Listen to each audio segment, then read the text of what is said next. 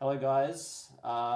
This is a new series of interviews I plan on doing with some of our local Victorian players. Um, just felt like doing it, and I just want to get to know and have the community just know some of our people a bit more. Just while we're in a bit of a down period, we just had one of our big majors, and there's kind of nothing coming up like in the near future. So, as my first guest, I have Beefy here. Um, yeah, say hello. And yeah, just like Hello. you want, yeah, Beefy, thanks for coming on. And yeah, you just want to give a like little brief introduction, like your tag, net your characters you play, if you play for any teams, any recent results, anything notable Yeah, yeah, about you. yeah. Yeah, yeah. Um, Hi, I'm Beefy. I play Brawler and sometimes Sora, but the Sora's like low-key dead at the moment. Uh, recent there was a major called Phantom. I got fifth at that, which is pretty cool because my first major top eight.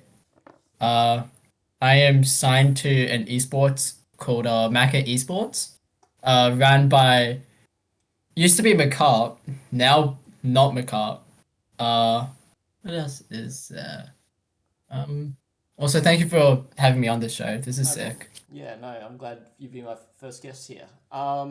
So yeah, I mean, we'll start off early on, so people kind of know where you're like originated from. So, a pretty basic question at the start, but like, how did you get into like, I suppose Smash in general?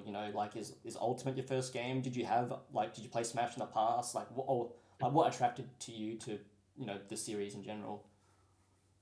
So, my first Smash game was Smash 4 on the DS. Yep. Where I like I was like super casual. I barely played it, but when I did, I used Greninja and thought his smash attacks were sick. But I didn't know how to do smash attacks, so like I would accidentally do them, and I thought it was like so cool because it's like little like sword thingies. I don't know what they're called. Yep. Yes, but uh, Ultimate, I got that when like a month after it came out, I think. Okay. But also was super like casual because I was in like year six at the time, so I had no clue that there's a competitive scene in the first place. Yep. Uh, but then around lockdown, maybe I just stopped playing it Mm-hmm. and I only really started to play it again when my brother got invited to play Smash with like some other people at the cinema because Okay. like they hired out a cinema. So we got to play on the big screen, which was sick. Wait, So that's then I was like, wow, this game is actually really fun. So Cooper and I, or my brother, started playing it a lot more. And how did I find the competitive scene? Oh, there's this online high school esports like thingy that my school at the time got us to do. Well, not got us, but like I found out about it and I was like, "Yo, can we do this?" And yeah, so we did that, and then uh Lime found me or something, and then I pretty much just got into the scene because of her, which is okay. and then just like started playing a lot of Wi-Fi tourneys and stuff, you know. Yep. Yeah, that's cool. Okay, yeah. No, that's actually pretty interesting. Actually, like starting off Smash Four, 3DS, Greninja, cool. It seems like yeah, you got into it like casually, like most people do, right? Like Yeah, they just play it, funny Nintendo character. I don't know how much of a Nintendo fan you generally are. yeah. Like I was like a Pokemon guy. Pokemon guy, yeah, fair enough. Actually, that makes a lot of sense. But yeah, okay, that's good. I suppose yeah. We'll start off with your. Actually, do you want to start with talking about like, um, I'm assuming you attended. So it's a bit hard for me to find this data, like because Yeah, online tournaments are not on Smash. So I'm assuming you mm. actually uh played in some online tournaments probably before your offline debut. Yeah. Yeah. I like played in Wi-Fi tourneys for like 6 months before my first offline tourney. Yeah. Uh, they I think they used to all be held in one server, but that was like before my era. So Yep. when I joined the scene, all the Wi-Fi tourneys were in like different servers. So I was in like 7 servers for Wi-Fi tourneys. Yep. And when I joined, there used to be a Wi-Fi tourney every single day, which was like insane. Like I think most of my improvement like came, not most of it, but like it kind of like helped me like rapidly improve because I was just like grinding those Wi-Fi. Like, I did every single Wi-Fi tourney every single day for ages, and I remember because I'd be super sad if I missed a day, even though the Wi-Fi tourneys would make me super mad. But I just like wanted to grind. I just like, yeah, since it was just like so easy to do because it's just playing Smash in my room, Yep. and it's just like it felt cool playing in like a competitive like setting, I guess. And I don't know like how my competitive drive for the game like came to be, but I don't know. It's just like something cool, I guess. Yeah, no, that's awesome. I think, you'll find out that a lot of people are pretty similar, especially like nowadays. Early on, like probably a bit easier to just jump straight into offline. A lot more like, noobs to on your Yeah. level, but like yeah, from 2022 onwards, it gets pretty brutal. So, and also I'm assuming as well like the where you live was also probably a factor to why you Yeah. went to why you get on. Impossible to get to events. I had to beg my mom to let me go to EBS. Yep. Yeah. Okay. Yeah. We'll jump straight into that. So, in 2022, you made your offline debut. You actually went to three different events in 2022. I don't know if you remember that, but yeah. I think I remember. Yeah. Actually, we'll talk about your first ever tournament, and it's always a good one to talk about. Yeah. So yeah, just tell me it's EBS 103. Yeah. Yeah, Yeah. just tell me what you remember about it, and what was the experience like with that one? So ABS 103 was like special because the group that I talked to like on Discord like all the time was this group called Spilt Milk. Yep. And that ABS was like our first like in person like hangout Mm-hmm. sort of. So it was like really cool to see everyone like that I'd been talking to online for the first time.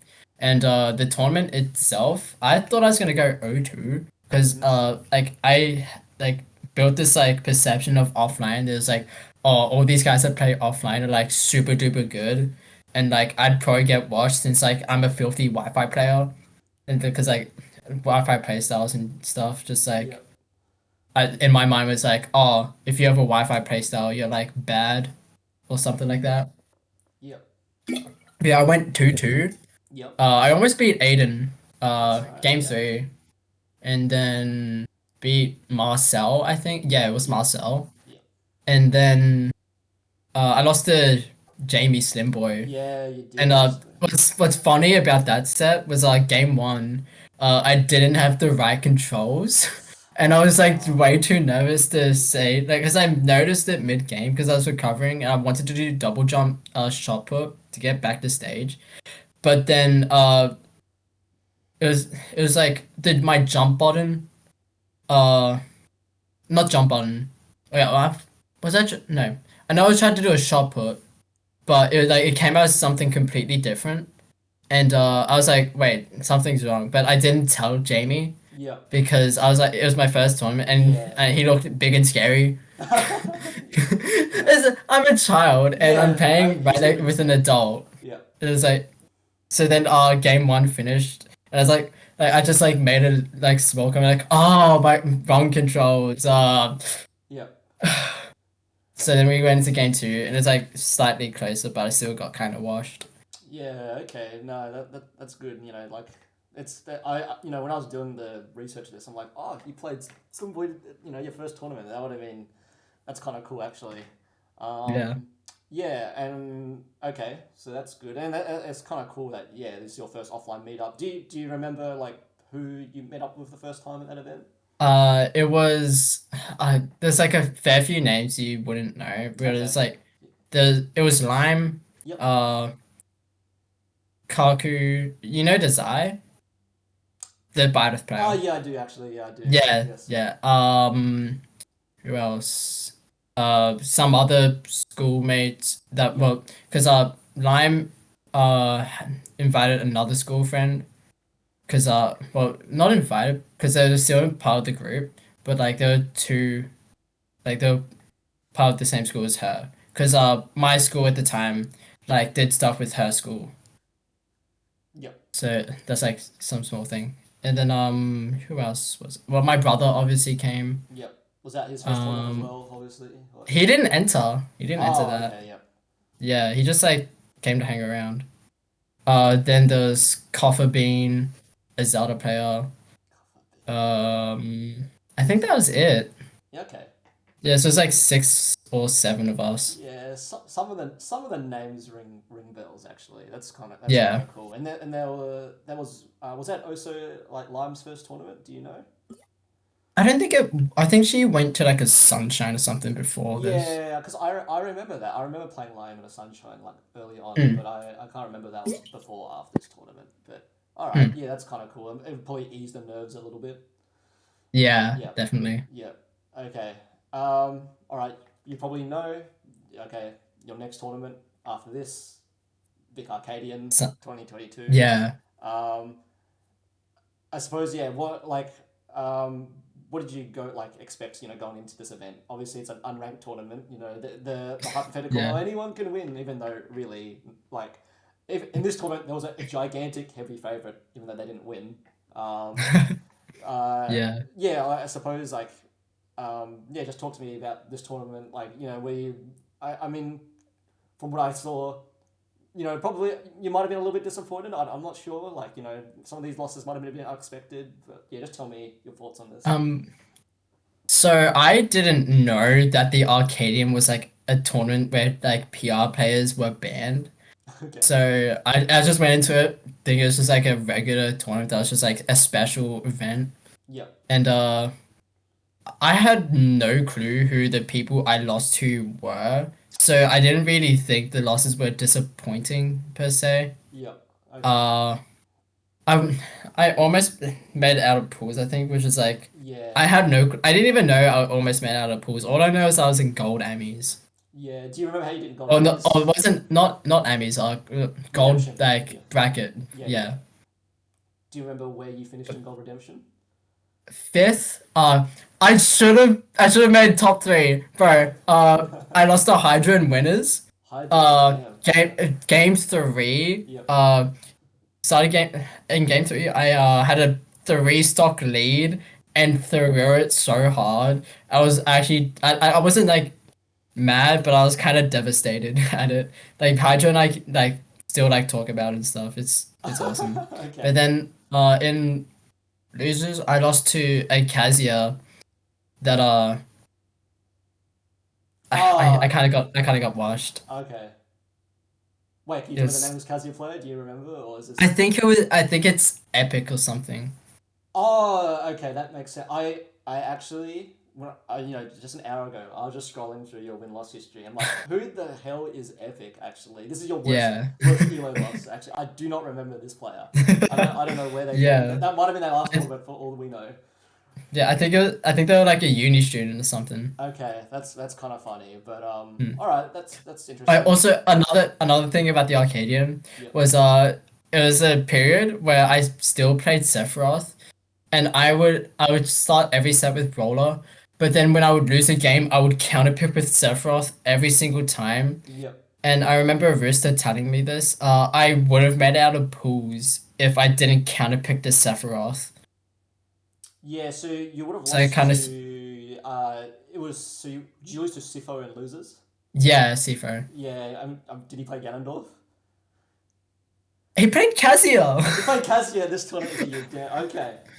Damn, Kazuya already causing problems this early on. Okay, it was so funny. I'm actually like pretty good friends with Sifo, and I remember he stayed at my place actually when this event happened, and it's just so interesting seeing Sifo has a BB win all these years later, because Sifo's kind of bad at this game. I need to go to Pissmas. I needed my run back. Yeah, actually, he'll be there. You know, Father Christmas. You can you can sit in the back and give him Yeah. his prize. Uh, um, Yeah. and then okay, you only actually only attend one more event in 2022. It okay, Sunshine. Mm. Yeah, I actually asked before, like, oh, you only have one loss in this tournament at Nuz Smash. Like, what the hell happened? But it seems like you just DQ'd. Um, Yeah. two Yeah. doesn't seem like you did too much really. You just beat Wi-Fi, lost in Nurt Yeah. mode, Can and then I yeah. can't pick with Sephiroth too. That's kind of funny. Yeah. So yeah, I'm not. Yeah, just another event you go to. Do you have any? Was that the early Sunshine you went to? Like, because that venue must be Only sun, close. only sunshine. Yeah, It. I wasn't able. I really wanted to go to another one, yeah, but it just the event just like shut down, like after a while. And that was still like in a period where just couldn't go to any events because my parents wouldn't want to drive me.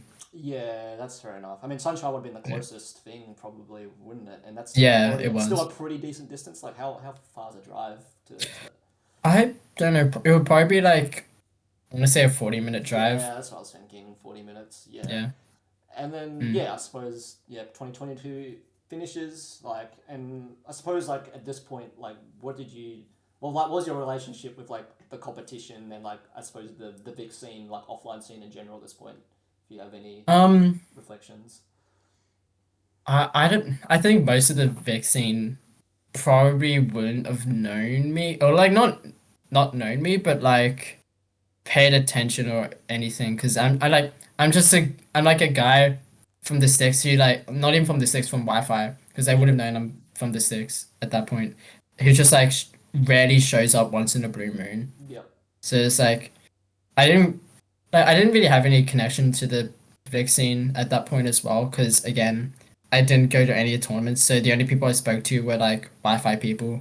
Yeah. So those were my people. Yeah, no, fair enough. I mean, at that point, the scene is also still pretty large at that point, and like, you Yeah, know, everyone's like kind of their peak attendance, you know, and then like, I suppose you see this little kid that just shops like once every 3 months, like no one's yeah. gonna really notice anything, unless Not you even like, 3 months, like yeah, every like eight, like yeah, too like, long ago. okay, yep. So that's I over. also I want to make a comment on Yep. the sunshine that I went to.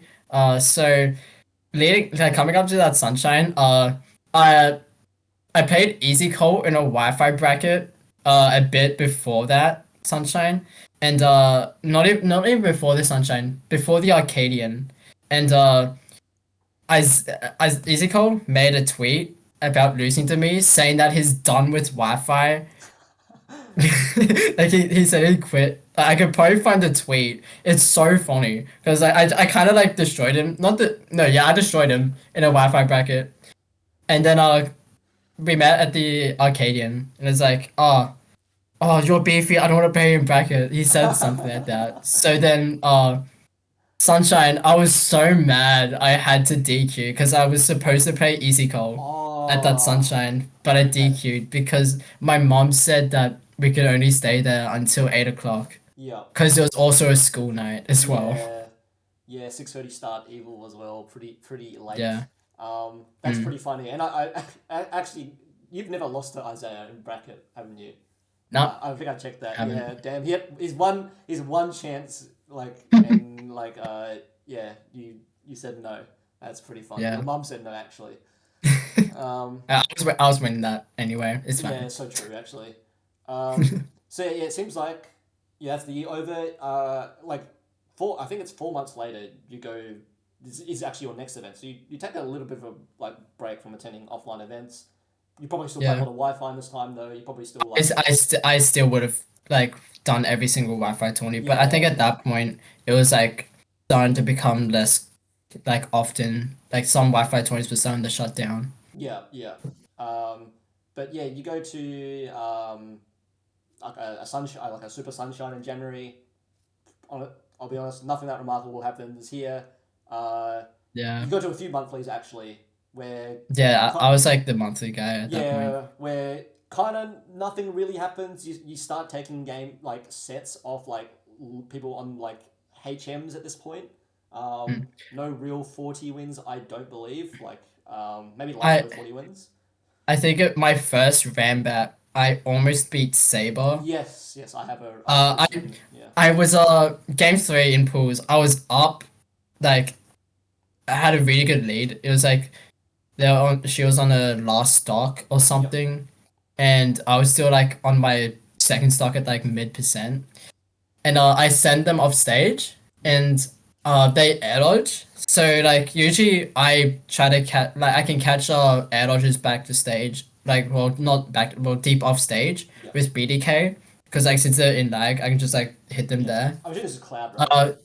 Yeah, Cloud, but I missed, so I SD'd, Oh. and then I get 0 to death and touch of death, and I was, it was so bad.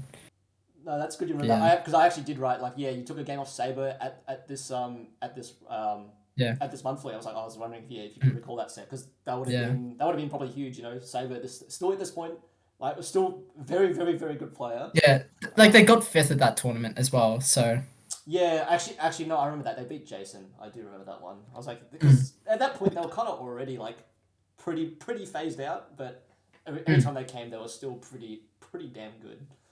Yeah. You have another few monthlies. I believe you take a game off Harry at one of these monthlies as well. Yeah, Harry went Roy. Okay. The game 1. So Okay, it wasn't a Luigi, so not at that point. he switched to Luigi after I took the game of the Roy, and I kind of got washed. I got like jab blocked on the platform, jab block, up B to end the set. I think. Okay, damn. Like I got cooked. Damn, still remember that. That's kind of cool. So yeah, like you don't really come out the gate rolling too necessarily in 2023, which is okay. Slow start. Yeah. Probably still some nerves, especially like this is still your 4th, 6th event. It's so early. Yeah. Like going to those monthlies, I was still trying to adjust to like offline, because like I would hit all my combos and like do all my movement like on Wi-Fi like just fine, but going into offline, I would just like mess everything up pretty much. So it took me a while for me to finally like get used to the feel, but and it was like hard to get used to it because since I would enter like so infrequently. Yeah, no, that I come from similar experiences as well. I was from Tassie, where I only had one monthly a month, and it would throw me off a lot. And yeah, like because you only get one shot, Yeah. you get nervous off that, and also because you don't get enough frequent practice to like adjust properly. And I everyone has this problem. Harry also had this problem as well. You can talk to anyone about this, but yeah, you. Just go to these 3 monthlies, and then we have a new local called Wild West Fridays, actually. And I'm not sure if this, I can't remember, I didn't write it if this is the first one, but one of these events you get, I think, your first substantial win. You get your win on P9. Did you have any thoughts on, I suppose, that set, if you can remember? I have no clue how I beat him when I was running shot put, because something about the matchup is if Villager pockets shot put, it instantly breaks shield, like a full healthy shield, and then kills me at 40 as well. Yep. So I don't know how I won that when he had that as an option, because like I'd have to like, since I was still bad, I would still use it like more than I should, but I just didn't get punished for it. And then also, that was the first like set where I was able to hit my combos. I remember I hit like a laning weak nair, down tilt, up air onto platform, and auto cancel that up air, and then like up tilt, up air, up B, and I didn't pop off, but like I stood up like fast, like I was like yes. Yeah, I mean, P9's he's still pretty good at this point. Yeah, he was like ranked 16th in the 40 at that point, I think. All right, I'm just gonna tell you something, because I actually messaged Tom about this, because I was checking your history. I'm like, all right, let's see where the first good win comes from. It's like, all right, P9. So I got to ask Tom about it. It's like, do you remember this? And he's like, yeah, it was an unofficial adapter. And so he claims the unofficial adapter on that set. Yeah, I had an unofficial adapter. Yeah. I don't know who's adapted No, it. but also apparently, his ear was messed up at the time as well. Yeah. Like I saw that in frustrations. So, like, yeah, I think Okay. unless I was like another time, I'm pretty sure his ear was like messed up. Okay. Yeah, it's Tom, you know. Yeah. So yeah, you get fifth this local. So like I think that this might have been wouldn't be your first top eight because of the Sunny Shine, but yeah, I mean yeah, you get your P9 win. Just like it's probably pretty happy of that honestly at this point. Yeah. Um, and then there's probably a couple more monthlies you go to. Nothing that spectacular happens, but Yeah. then I suppose we come to Bam 13 at this point. And yeah, I suppose tell me about your thoughts. You know, you get 65th at this event. Do you remember what you're seated like and like seconds? I think I was seeded to go like 1-2 or something. Yep. Like 1-2 or 2-2. Yep. Okay. Yeah, 2-2. Because I remember, I was here to beat Mole Sea Star, Yep. and then Did that. lose the extra. Which that extra set was like, I know it was a 2-0, but trust me, it was close. Yeah. I threw game one so hard. I had a really good lead. Like he's at like 140 or something. I'm at like 40. We're both on our second stock. He's off stage and he's hanging on ledge. So I went for a ledge chomp, Yep. but I missed the ledge chomp, and I just SD, Oh yeah. and I just wasn't able to kill him. And then he switched to Game Watch, and I was able to keep it close, but I just like didn't hit combos when I needed to, cause like I was still dropping them pretty like frequently. Yeah. Okay. Yeah. I mean, beating Nick at that point. I don't know what seed Nick would have been at that point, but it I was think it was pretty he was high. a top, he was yeah he was a top eight He seed. just came off second at the action, which was like and a like really good performance at that one. That would have been yeah. I know. Did you have any thoughts in your head during the set like oh what like, I'm gonna beat extra or something did that thought ever enter your head like Uh, Before I SD'd, I was like, I think I was thinking like I'm doing so well, I could actually beat him, and then SD'd, and yeah then I lost. that's when it happens all right yeah And then I beat Paris in losers, yeah pretty convincingly, I think. yeah Remember, I thoppered him at like 50 or something, and to end the set, and I was like, I thought it was kind of funny because he didn't look very happy as well. And then my next round was Rambo, yeah and then that was game three, super stressful because I have to play against Wii Fit and a major where I'm still bad, so I'm missing all my combos. Like I'm like usually like if I had like an up tilt on the platform, I'd go for up air, up B. But I was so nervous at the time as well. I just did up B and it was never true, so I just kept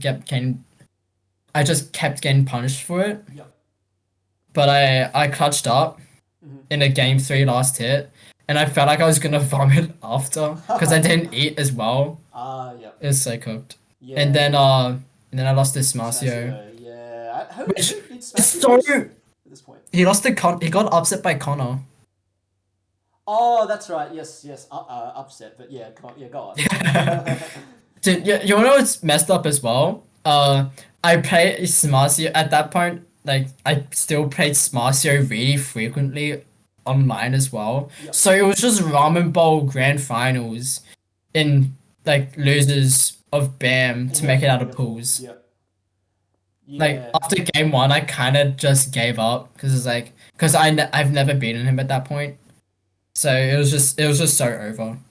Yeah, no, I mean rough cop, but like this is honestly the first time I actually think I had properly heard of you. I think maybe I've heard the name Beefy, but like I didn't know what you looked like, and I was like, oh look, you beat Rambo. That's pretty cool. Rambo is actually like not peaking at this point, but he's like, he's having one of his like better seasons like, around this era. So, Yeah. like, that was pretty. I thought that was like pretty like notable in my head.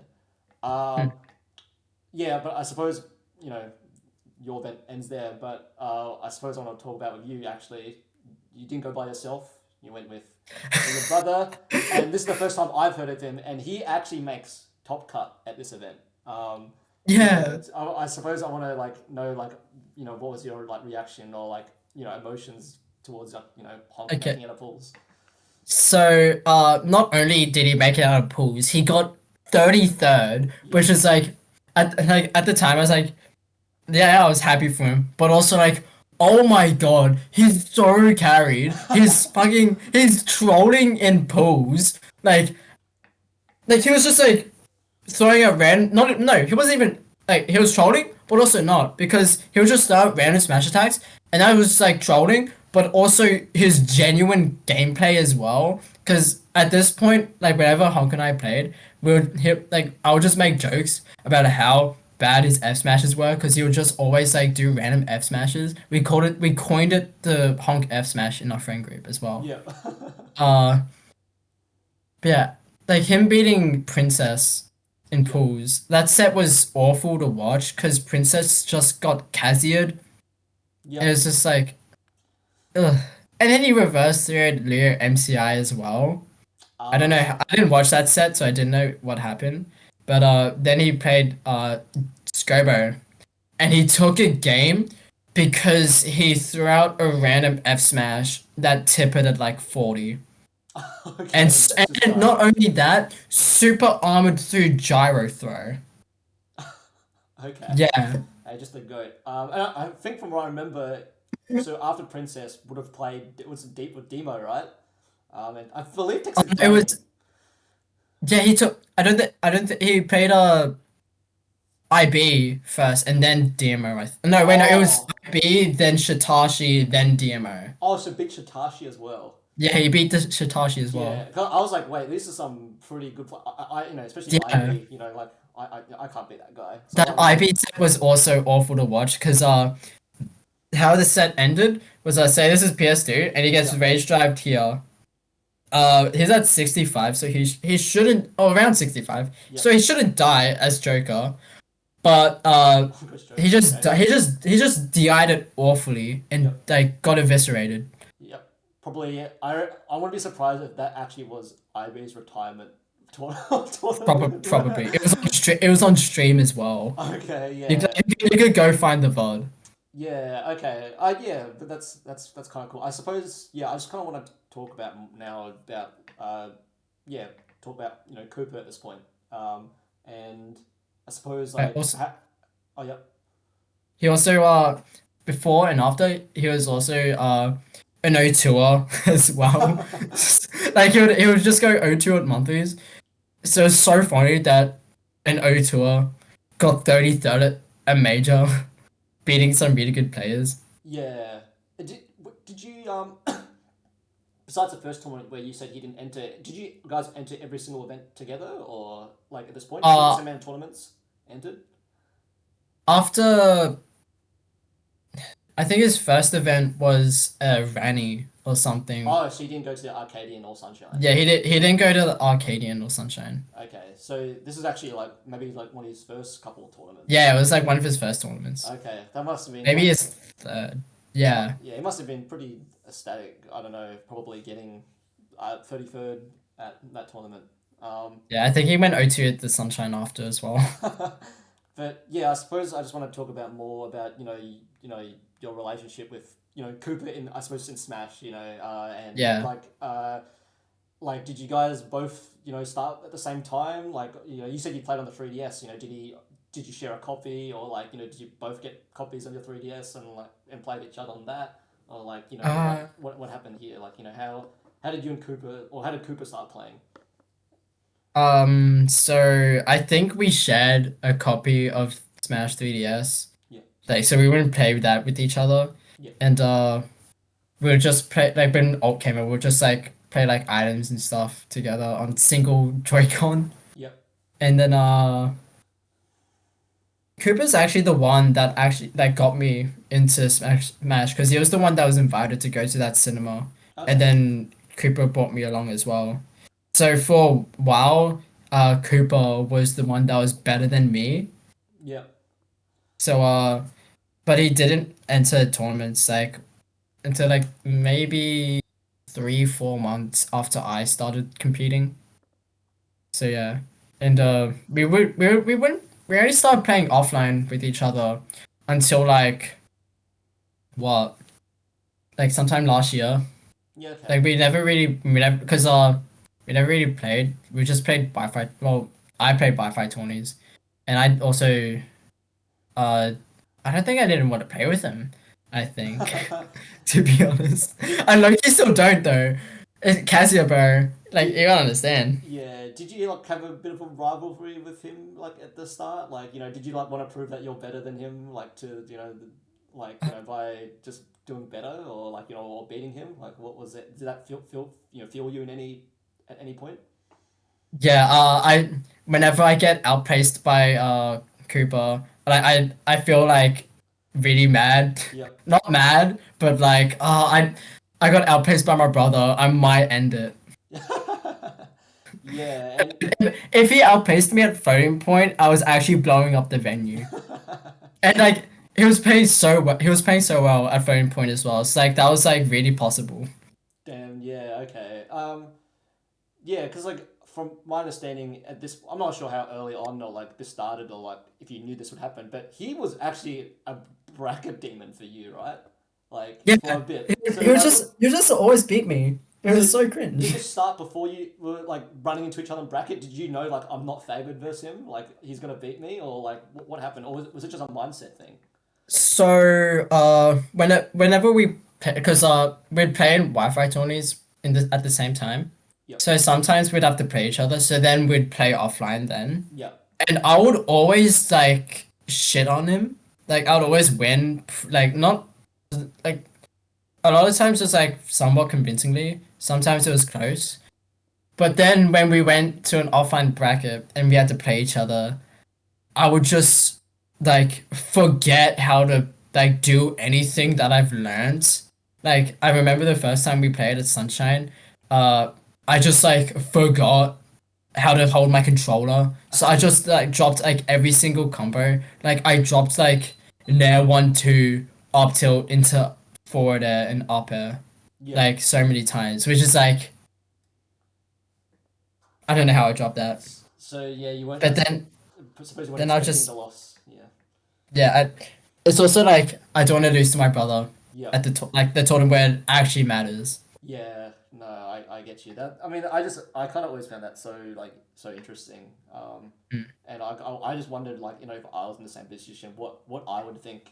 So I think it's kind of cool. Like it's surprisingly like there's not too many like siblings like in like the scene. You'd think like if anyone has a brother, they're probably both gamers. Probably both get into it, but there's not. It's Yeah, not super common. There's a few instances, yeah. but yeah. There's like Zach and Jimmy. Yeah, so true actually. But okay, yeah. As you know. After BAM, I'm not sure, but like there's probably a few. You might have gone to a few more tournaments, a few more Yeah, at this point. But I actually was looking forward to seeing you perform at the first Footscray Fightclub. And this I think is you get a pretty good result here. You get fifth, and I think you start yeah. beating quite a few decent players. I at that Footscray I beat a lolly twice Yep, in Wi-Fi, yep, which it's like all right, but my losses yes. so my I'll get to this. I played Dura in Yep, pools. who's just a game And winner? I went, Yep. yep, like going game through the door right after he wins BAM is like I was like, damn, I'm goaded. Like I just sort of felt after like lost because like I was so chill after I lost because it's like, oh yeah, it's whatever. And then I played Zav. Yes, yep. This is game five. I should have won that set. I had the up air, but then instead of doing up air up B, I did up air side B. So then I start to panic because I'm on ledge. So I try to do down B from ledge like into the kick to kill, but he shielded it and then he mega wadded me for it Okay. to win game 5 last hit. And I was so fucking pissed because I was like, it was like my opportunity to get my first PR win. Yes, yes. So it was just like ugh. And then uh Zav went on to get like second, I think. So Yeah, I he got lost second or to third. first and sec. I lost to first and second for fifth. I think I made a tweet about that as well. Yeah, Like actually, went the top eight. you kind of answered what I was gonna ask actually. Like like your emotions, because yeah, this was probably gonna be your first PR win. Zab's pretty damn good at this point. Mm. And yeah, I kind of want to just talk a little bit about him because he knew about you actually. He like he has a thing for like I suppose scouting Wi-Fi talents because he was one himself, and he Yeah. he, he kind of knew. He said like early on, I'll give it up for him. He knew that you were someone to be scared of. You're a bit of the real deal. Did you play him in a Wi-Fi tournament or even like Elite Smash or friendlies at this point before like Maybe Elite Smash, yeah. but I don't think I would have played him before. Yeah, okay. Because like I don't know, or maybe he just watched you, but like he knew that and he said before and after like yeah, Beefy, this guy is like future top 10 like easy. Mm. Back then this you don't get top 10 for a while actually, but Yeah. so he called it. I'm like, all right, yeah, when he told me like oh maybe we'll see like I don't know. That's cool though. Mm. And to be honest, this is about halfway through the year, and nothing really happens again. This feels like kind of your most notable thing that happened for the rest of the year. Like Yeah. no top eights. You do okay at monthlies. I don't know if you had because you Yeah. had to start DQing monthlies, and maybe that stopped a few runs that may have happened. But rest of Yeah, I twenty had to twenty three D is pretty standard. Like pretty nothing yeah, much. yeah. I had to DQ from pretty much everything because my parents didn't want me out for long. Yep. So like I had to be home before dark. And with Top Cut starting at like 4:30 at Ranny's, it's like it's evil. Yes. Yes. Especially in winter as well. Yep. So Yeah, because like the only other thing I've noted is like you do get on the showcase in the spring, so the final season you get. You remember the number at this point? 36. 36, nice. Yeah, you get 36. You probably beat like yeah, you said you beat like people like Aloli and I'm not sure if it's actually the same season, but you can hang around with people like 30 to 40 in the showcase at this point. So Yeah. and obviously probably might have been higher, being able to attend more events, or like not be able to and not having to DQ, but yeah, 36. That's Yeah. pretty good. That's 2023 in a wrap probably. Mm. We go to the next year. Your first Ranbat actually you go to. I'm not sure you remember this, but you do get top 8 at this event. Yeah, I remember that. Yeah, and you beat memegod. Um, I suppose yeah. Did you feel like anything had changed from last year to this year, like going into this event, or was it just like a Um lucky run? Like what happened here? Before the end of actually I'm not sure if it was before the end of the year or at like this right at the start of the year. Yep. But I played Meme God at a TSG, my Okay. first TSG I think it was, and I went game 5 with him. Okay. So I was kind of just riding off that sort of because I was also still grinding Wi-Fi, Mhm. so I was still getting better, especially since at that BAM where I like lost the Smarts here and that. That's when I got my modded Switch. Yeah. So I just like started grinding the delay mod and training mod. So my punish game was able to be like much better at that point, and I was like able to actually like practice Wi-Fi and be able to like have it somewhat relative to offline because like 2 frames of delay and it's like it feels so similar to offline. It's awesome, Yeah. or at Yeah. least for me. So just It's being able much to better. practice Yeah. that, yeah. So just being able to use that to practice, like just helped a lot. So I was able to like be like coming to 2024, like a lot of my stuff was just like it just felt like smoother. Like I was able to do what I wanted to. Like, I was able to actually control my character. Yeah, okay. Like, yeah, and did you feel like, oh, this is first turning point? Like, was this like the most satisfying, I suppose, event you had so far, or like, Well, that probably that or the RMIT Games Day that oh I yeah, that's a bit get. later. Yeah. Yeah, that's a bit later, but yeah. Okay. Yeah. I just because actually, yeah, in between then we do have a major. If you remember, we have Super Duper Super duper. Sunshine. Is your second major. I suppose yeah. Were you excited for this event? Like you probably I felt like you'd improved a lot since between BAM and this one, right? So you're maybe setting yeah, more yeah. expectations. I uh I was thinking I had like the potential to do super duper well. No pun intended.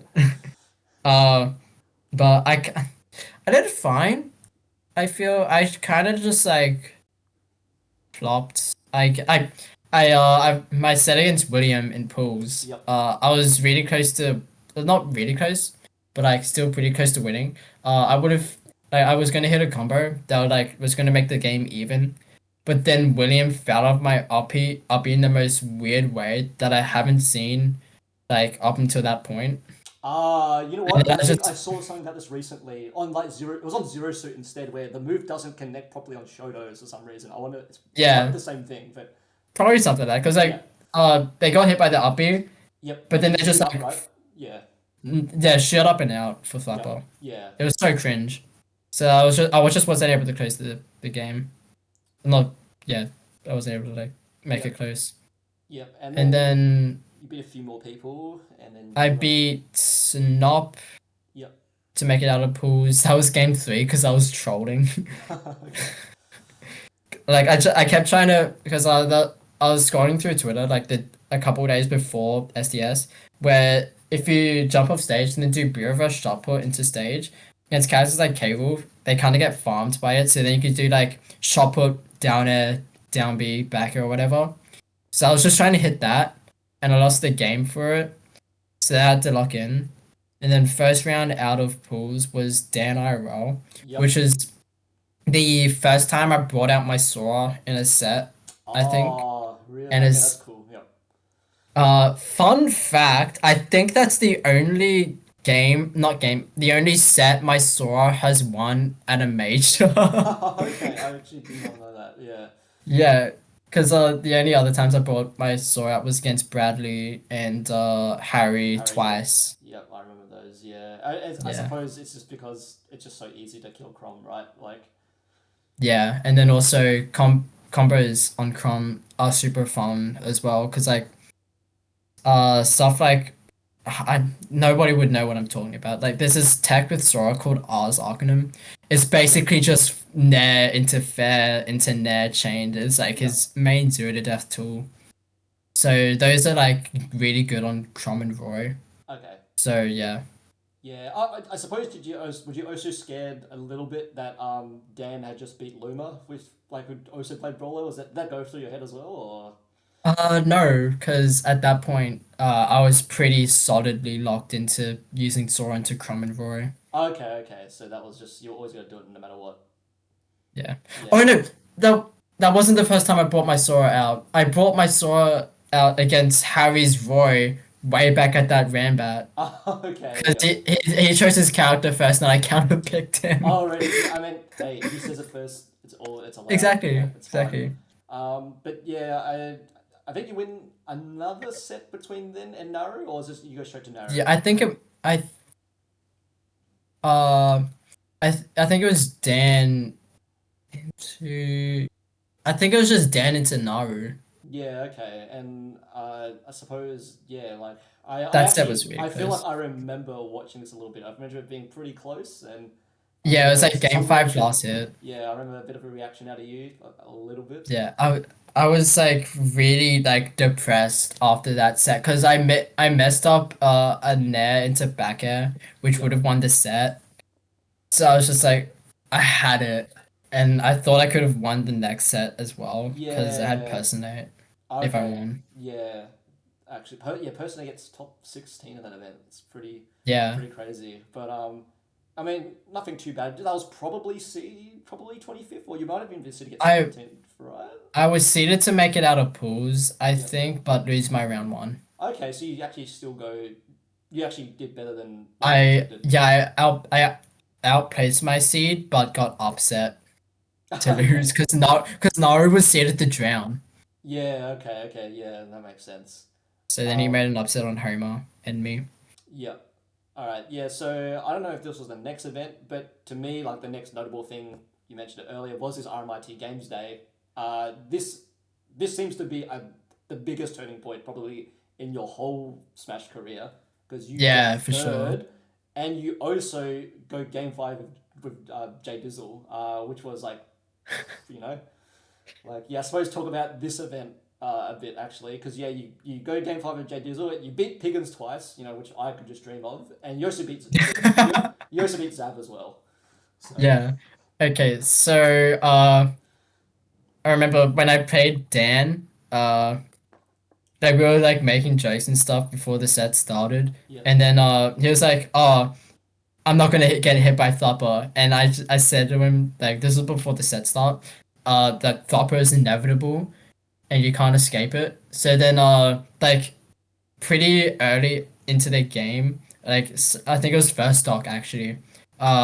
He dies to a Thopper combo. So then I just said to him, "See, Thopper's inevitable." So and then he stops like the game and is like, "Hey, like I'm not mad at you, but you can't be like talk and stuff during sets because the other person might be like super sweating in that, and some people don't like that. Like you might get someone like P9 on your ass about it." oh yeah, But he was like, "I'm not mad, but just like make sure to not do that unless they're like fine with it." yeah, So that was like a lesson learned. And then yeah, I just won the set. Then I played Jono. yep. Fakest game 5 of all time. He went Captain Falcon until game 5, Oh, where he okay. went Young Link. I low-key should have went up 2-1, but I SD'd at like 20 last stock when it was at 80 on game 4. No, yeah, game 4. Wait, no, not game 4. Game 3. So then I win game 4, and then game 5 was like I think I took him to last stock, Yep. but yeah. So you had him It sweating a was little like bit in game 5, maybe. Like, yeah. yeah, I've always been somewhat close with Jono Yeah. at RMIT. Yeah. So yeah. Because I And remember you going game 5 last time. I didn't realize it happened this early. So, yeah, I think a lot of my sets with Jono have been game 5 actually. yep. Yeah. And then losers, I beat Dan. Again. And the funny thing is, before Dan played me, he played Cooper. And when Dan won the set, he was like shit talking, which was really funny because I forgot what he said. But when I won this set, I since he shit talked Cooper, I thought it'd be really funny for me to shit talk back. So then, I won. I stood up and said, "The future's now, old man," or something like that. And he thought it was really funny. Yep. And then I remember Aiden was cheering like, "Yeah, that's my girl, yeah." And then next set I think it was Zav. Yeah, it must have been Zav. Yep. Yeah. I remember I won the set game 4 in the most sickest way. Like I can't remember exactly what happened, but like I was just moving on him and then he's shielding and I do jab 1-2. And then I read the roll in with up turnaround charged up smash.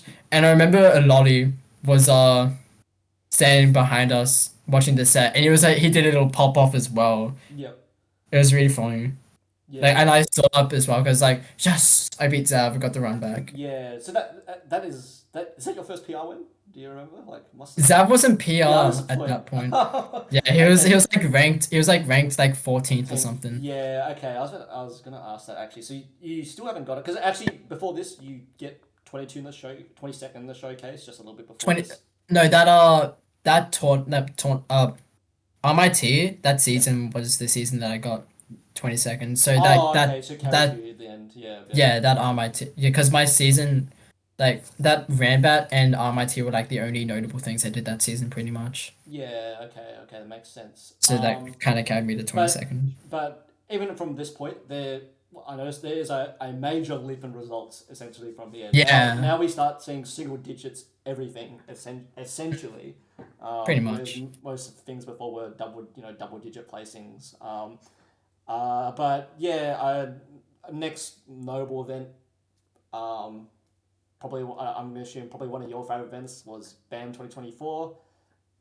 Do you remember what you were seated at this tournament? And like, I suppose, did you feel like a bit on top of the world, a bit after? I was seated pretty highly actually, because you know how the rankings weren't released before BAM, and BAM was the first tournament of the next season. Yes, actually, yeah. 'Cause Yeah, so I did a showcase on actually. Yeah, I remember yeah that. Yep. yeah oh yeah you made yeah I was Yeah, HMs on yeah, that I was PR organizing this. Yeah.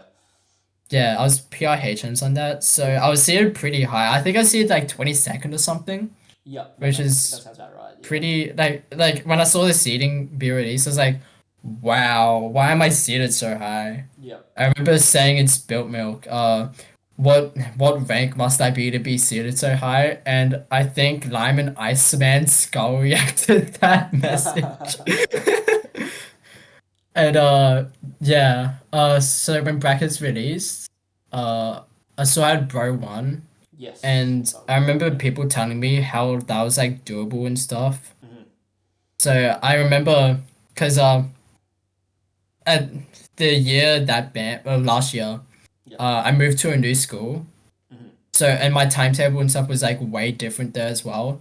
So I had like on Wednesday, I only had two classes that are 2 hours each. One at the start of the day from like 9 to 11, then one at the end of the day from 1:30 to 3:30. Yep. So I'll just have like a 2.5 like hour break between those classes. So I just VOD reviewed Yep.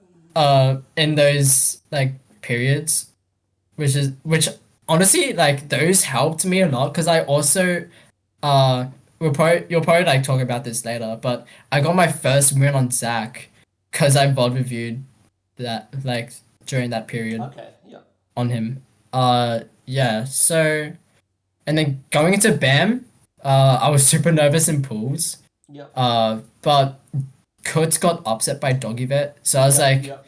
that was like pretty relieving because I at that point I played like 2 sets against Doggy Vet, but win really convincingly every single time. Yep. Yep. So I was like pretty chilling. I remember I ended this set like game two was like somewhat close. It was like last stock evenish, but then I'm at like not even evenish. I'm like at 40. Is at like zero last stock. But then I reversed him in the corner and zero to death him because of it.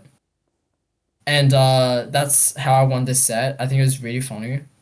And also at that BAM, Cooper invited one of our schoolmates to come with us to BAM just to hang out and stuff and like see what it's about. So yeah. And then day two, oh no, not even before day two, I played a best of five with Homer, Okay. which I kind of got owned by him. Oh. So Okay. going to day two was like kind of, I was like not very confident. No, I wasn't not confident, but like maybe Homer's just better than Bro One. Like, but yeah, and then going into the set, I watch every time I watch that set back, I was just playing so badly. Like I was dropping every single like down throw forward air, or even just like every single combo. I was just messing up so much movement, but I still won because for whatever reason, my ledge trapping was just like so good Hmm. for some like I remember I think it was game four. I just kept him on ledge for like a minute or more. It was awesome. And then what else is like was going through my head?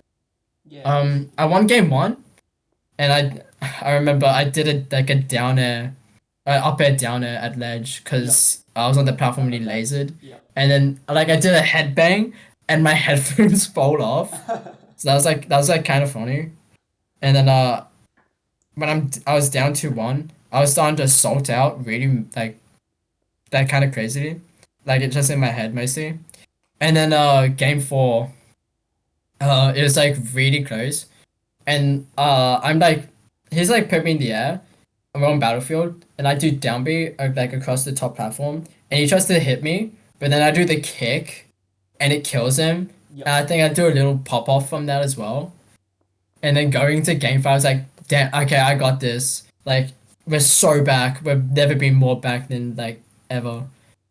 So then game five starts. I'm getting owned, and then I kill him with a combo. Like I remember, I do like it was sick because it was a forward air. landing forward air, which set up for a tech chase, Yep. and then I just like covered, I think, like the tech roll in or something, and hit up air thupper, which should not have worked. I don't think it was true, the up air up B, because feel like it was way too early for that to work, but we take those because he died at like 60, Yeah. which is Yep. awesome. And then I remember I was looking back on the VOD on Twitch after that stock, and because I did like a little like pop and I was like, yes, Yep. and like I do like a little jump up as well, and then Toasted Panini in the chat is like popping off after the first stock. That's my goat. Hey, we take those. No, And we then take those. it's so real. Yeah. And then and I kind of just like started to run away with the set. Yeah, because I mean, like he's at this point he's like really good.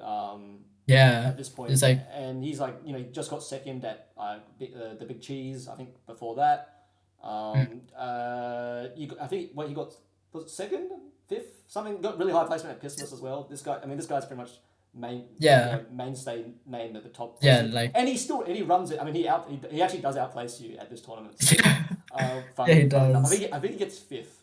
So I think that's, I think it was, yeah. Wait, was it fifth? yeah, because I think he beat It was Pete in yeah, I it think was gets he top got eight, fifth. right? Yeah. Yeah, so he gets fifth. He also beats me the pros, and he played really well. I remember this was like, damn. I actually felt like I played really well. I'd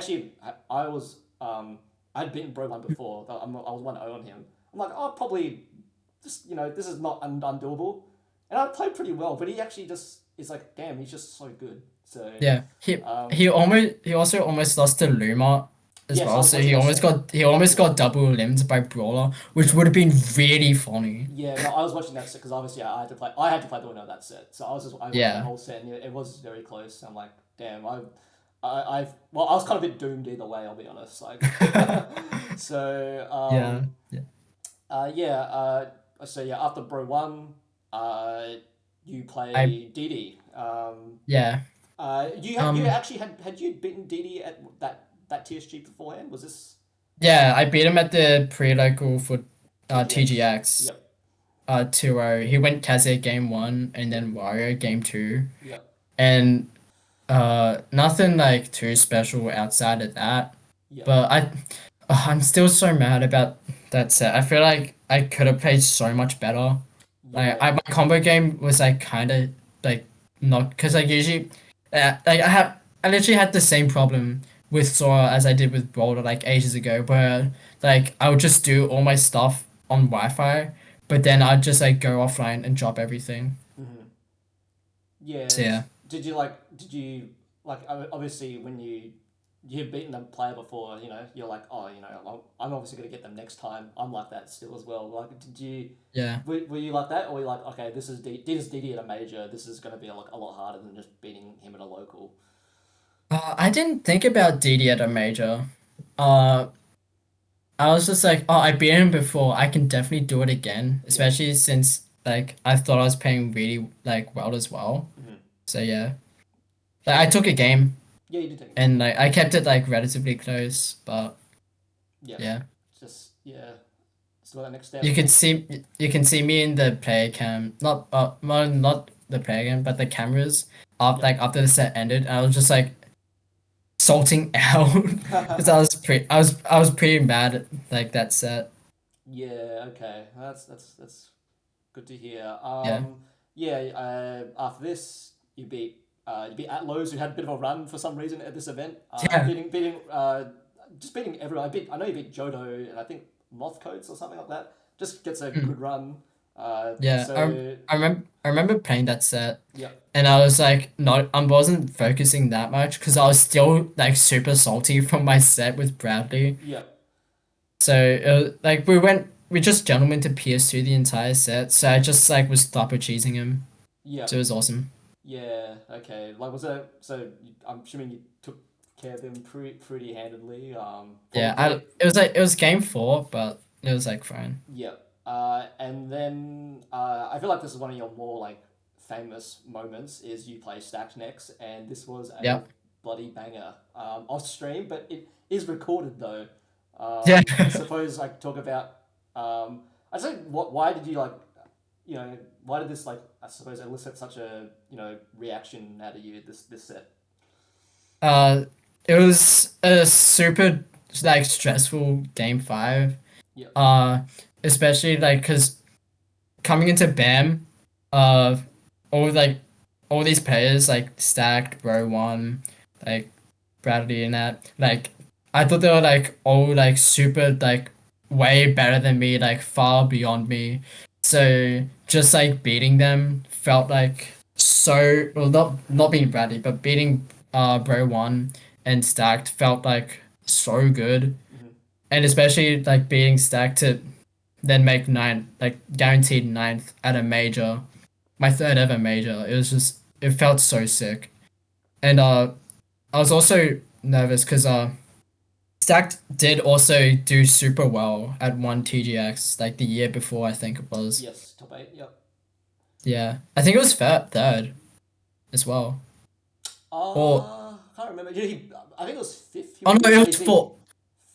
He would be raising. It was 4th or 5th actually, Yeah, because wasn't that TGX like Ghost, John O'Jix, and then someone else? Someone else. Can't remember who got 4th, but yeah, maybe actually.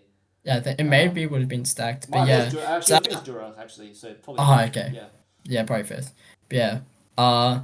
So I also knew about that, so it's like, oh, he's really good. Yeah. And also PR player from Queensland. Yeah, so that was there as well. So and also I got farmed by Pat as well, like previously. Yep.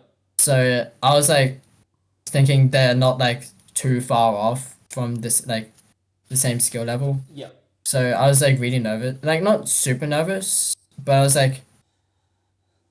was nervous, but I thought I could do it, you know. Yeah. Okay. And then clutching out like that, well, not clutching because like I was still at like I was like 70-ish%, but still super stressful, especially for game 5. I mean. At a major. Yeah. No. And then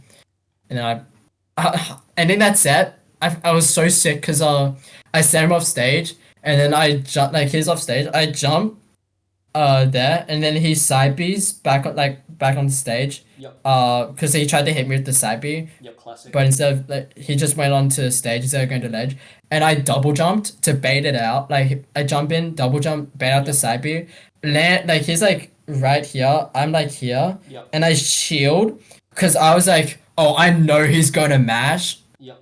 And then he presses F tilt, and I was just waiting for any button to come out and up smash it. And then when the up smash hit, I was like, I knew I won. So then I popped off like that. Okay. Yeah, I only saw the outside, but I now that makes sense what happens. Like, because I didn't see the actual gameplay, but yeah. I still watch that pop off because it's just like it's pretty classic. It's just like a moment I'm proud of. Yeah, you know. Because it's like guaranteed top 12. That's just like really. Yeah. Like there must have been like something in your head going on. But you didn't really have time to rest probably because I mean top 12 is all good, but obviously people forget who gets 9th place. They don't really care about 9th. You're there to people care about who gets top 8. So you have one. Yeah. You got one more set to get there. You don't get it, but this is actually one of my favorite sets of the tournament. Like obviously this is streamed. You play versus at this point his name is Pelipper Piccolo. And tell me, you start Sora, and I don't know, personally I feel like this might have cost you the set. Like why? Yeah, absolutely. Why? I mean I can understand because Brawler is a hard. It's probably Luigi's a bad matchup for Brawler. I'm gonna probably one of his worst matchups. In fact, is that right? Maybe there's definitely more worse matchups. I personally have a really big skill issue versus Luigi as well. Yeah. Okay. So one of your worst personal matchups is probably. Yeah. Yeah. Yeah, for sure. It's probably compared to pick the Sora, but it doesn't really work game 1 or 2. Yeah. So you're probably like, all right, let's just swap back to the true main, and you kind of like game 3 and 4 were like you took care of business pretty well. Yeah. And You then can see me in the player accounts, like just like super popping off, yeah, because especially on that game 3, I had to, I I'm getting owned. I get kill screened like 3 times, and yes, I reversal him off ledge with up air, yes, up B to win. And I was like, yes. I can remember you like just blinking at the camera and be like, "Oh my god, this is gonna happen to me." Like, but yeah. yeah, game 5, obviously one of one of my favorite clips of all time. Well, what do you think will happen? Like, what was going through your mind when the Meat Gunner like came out? Like, what was like what do you think of that? I thought I didn't think I was very scared of the gunner, because I don't know, I could go through the Luigi. Sure, I can handle the gunner. I couldn't handle the gunner. I got matchup checked the Yeah, fuck out of. That dirty bitch yeah. clip makes me so mad, because he did the down B and I do side B off ledge and it hits him, but then I like land into the explosion and I die off it, Yeah. because it like he explodes and he's just able to like catch me, and then I was just like, I get hit by that up air and I'm panicking the fuck out of. So then I just get hit by the up smash. It's like, Yeah, and it's I so just couldn't funny. close He it. he like yeah he it's fun. I just watched that before we started this. Obviously, I was like, oh, I gotta look at this again. And it's funny that he actually has like no reaction, but you are just like, oh my god, bro. Like I Yeah. know probably the world's collapsing around you. Yeah. This because he gets a pretty big lead at this point, and Yeah. And it's kind of over if we're honest. But yeah, I don't know. impossible. You probably felt like this is still like even though you didn't make top 8, probably still pretty happy with this I tournament. was so happy, Yeah, especially since it was my third of a major as well. yeah, Like, it just felt insane. Like the improvement like I made from that last BAM to that BAM, like it was just so like cool, you know. yeah. Um, that's cool. Yeah, and obviously I think this is your actual breakout tournament, like where probably everyone now in the country knows who you are. Obviously, Yeah. a lot of your matches were streamed, and people were starting to notice, hey, that brawler character kind of broken, maybe a little bit Yeah. broken. Um, yeah, actually, so I looking at your history. Actually, you only go to one tournament between this and the next major because this is the year where you have Yeah. 4 majors. So Yeah. you go to at TSG, you get second, which like continuing your high results, losing to who we'll talk about him a bit later. I think obviously it's going to be a big contention point. But Yeah. yeah, you actually only go to one tournament between this and then we already have Yeah. Phantom. Because that was also the period where I still had to beg my parents to let me go to events, but Yeah. this time I was able to actually catch public transport. So yeah. Yeah. So not too much time in between. Obviously I think your seed has been greatly boosted by this point. Yeah, I was still like top 16 or something. Yeah, but if to be honest, you did do a bit underwhelming this tournament. Probably, maybe potentially your most underwhelming tournament, maybe most disappointing tournament so far. Of your Yeah, Smash career. Like, definitely. how did you feel? Like, I suppose at the end, I don't like to think about Phantom last yeah, year. yeah, I played so horribly, and it just like after that tournament, it just like started like a slump era for me, where I just like started doing not as good as well. mhm, Like, I don't like my set against Finn as well. Uh, I played friendlies with Lucas Brucus on Wi-Fi before Phantom, yeah, so going into it, I was like pretty confident. But then I was just super nervous during that set. yeah, I was just like, especially since wasn't able to hit combos as well. Like I remember one time I did like a landing up air into Thopper, but he grenaded out of it, and he just kept grenading out of everything, and I was just getting tilted. And then there was one point where he was living forever. He's at like 190 or something, yeah, and then I get late, hit up tilted, and died and lost the game for it at like Yes. 90. Yes, yeah, I remember. I feel like some pretty not thrown games, but like slipped out of your hands. Like it was a winnable set Yeah. from what I remember. Like quite winnable. Even Yeah. though it's three, I Yeah. think it's 3-1. I'm not sure. I don't think they went game Three five. one. Yeah. But Three like one. uh, yeah. I mean, it felt like the set was still so winnable. A bit of like I know it was nerves or just some a bit of throwing going on, but Yeah. because I note down here. I don't know you ever start to think about this, but if you beat Finn, your bracket run was looking pretty good. Like you would have played Seb, I think it Yeah, was. Seb after. Even if you lose that though, your losers run was like you was L and Flo, probably two guys you'd love to play at this. I would love to. I would have loved to play Ernest because at that point I was Yes. like farming Yeah, Ernest as exactly. well. Yeah. So but yeah, you drop into losers, and I can't remember who you beat there. I don't think it was anyone too notable, Yeah, but it was Wi-Fi and Toasted Panini yeah. because Panini reversed 3-0'd William. Okay. Yeah, and then you lose to P9, Tom. which is I didn't expect. I'll be honest. I was kind of shocked that he beat this event. I suppose what was the? I mean, what did you think of that set? Like what was? I I like blocked that set out of my mind. Yep. Uh, I was up 2-1, and then I wanted to go get a drink because my bottle was empty. Yep. And then I just started to lose, and I was getting tilted. So, I That was like it's like my least favorite set to think about. Probably. Yeah, we all have our least favorite sets to think about. That's one of your least favorite sets. You'd say like Yeah. okay, yeah, Even like tournament, like the venue was like cold, zero space between the setups. yep, It was like like watching the tournament after was sick though. Uh, like pretty tragic ending, but yeah, like it yeah, was like a good viewing experience because also I was like just hanging out with Panini as well because we were just like talking about Sora and stuff. So it was pretty sick to like just hang out with him and we just like sat with each other like while watching the rest of the tournament. yep. Hey, I do remember actually you preparing me for Alistair BL bit, and I remember I didn't take a game off your Sora at all, like in friendlies, and I'd still never taken a game off Alistair BL in friendlies, and then but I fully owe him, but so you Yeah.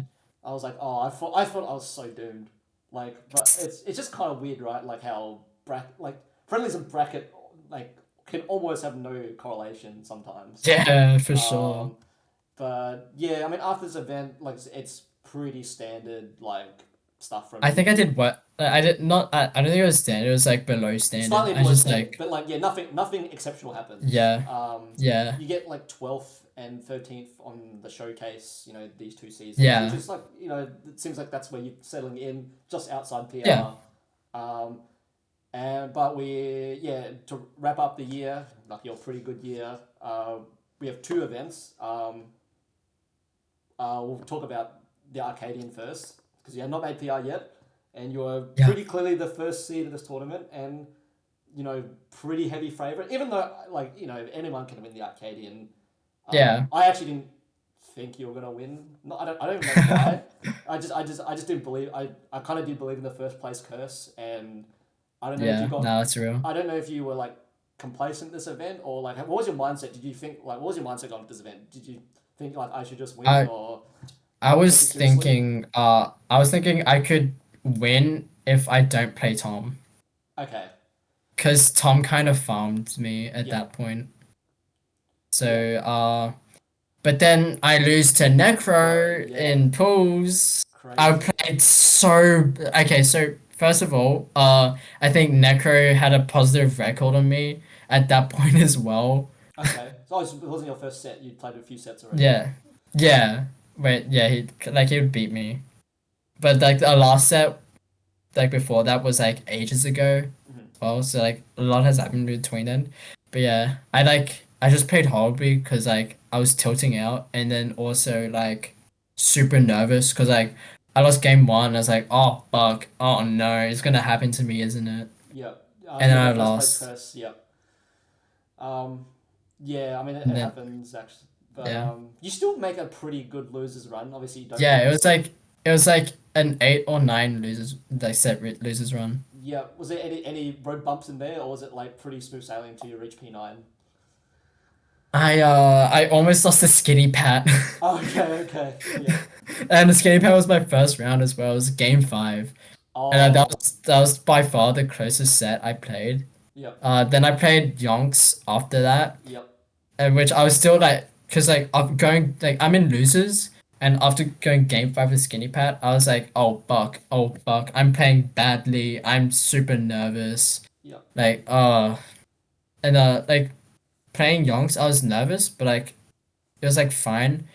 The game I lost the game because he just did the drop from ledge jump knee out of nowhere, Okay. and like he just won the game from that. Yep. It was just it was messed up. I was just like, yeah, you got that, and then I won the next game. Yep. And then I played Isaiah. Oh, get Isaiah was game 5, pretty close set until game 5 happened, where I 3-stocked him in like a minute.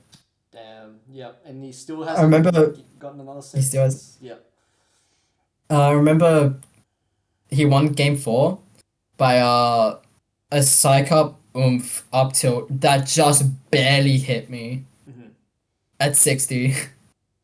So like I get hit by it, I was like, oh fuck, what the? And then game 5, he just got like flopper comboed twice at like 50 into I was really proud of this because before the Arcadian, I was practicing reacting to neutral get up and F smashing it with both my characters. Yep. So I won this set by reacting to his neutral get up and F smashing it. Damn. Which as brawler, I'm like low-key insane for that because brawler's F smash is only active for 2 frames. Yep. So I have to be like precise with that. Yep. Yeah, and And- actually, I'm actually surprised that's even a thing. Like with well, that sounds broken. Yeah, I have to like I can't really like try to cover anything else though. I have to just like wait for the neutral get up. Yeah, but Which is like if you know they're gonna do it, you can react. You can train your reactions to like cover Yeah. solo, right? Okay, yeah, that's a pretty powerful weapon. I honestly now I'll remember that. yeah. But yeah, I suppose a bit disappointed. I do remember like yeah, you were a bit upset at this event. In Yeah. the end, I mean, I like Tom was the last person I wanted to play, and to play him in Luce's finals was like, if I won this set, I was winning the tournament because at that point my Sora felt good, and also Ness Sora is a really good matchup for Sora. yep. So I think I would have farmed Iceman. Mhm. So yeah. Yeah, I mean, and yeah, after this, obviously you'll never win an Arcadian because you are not eligible anymore. But Yeah. Hey, Jimmy and Zac didn't win any Didn't win either, Arcadians, so exactly. so it's fine. And Yeah. they're like top 3 in the state, so like I think personally that's like a good omen. yeah, it is crazy how like the first seed literally just can't win. And not only can't win, they can't even get top 2. From what I remember, I remember the first one. I think Flo is the first seed, and like I remember, I think he had a generational crash out. I might, stay tuned for like another episode. We might talk about that. Yeah. Oh mate. And then I think the next one, because we had COVID, we had Johto come, like just doesn't even get top 3. And Yeah. then we have Scobo. Actually, no, Scobo would have got second. Yeah, he got second. But he lost early. Like this is like a 10. Yeah. And then yeah, you obviously can't win it. I don't know if it's just cursed, but yeah, it happens.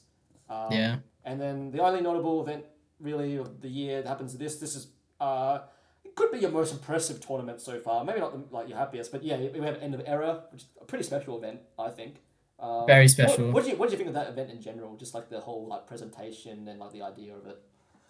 I think going into that event, I thought it was the last Sunshine that B ran as well. Oh, okay.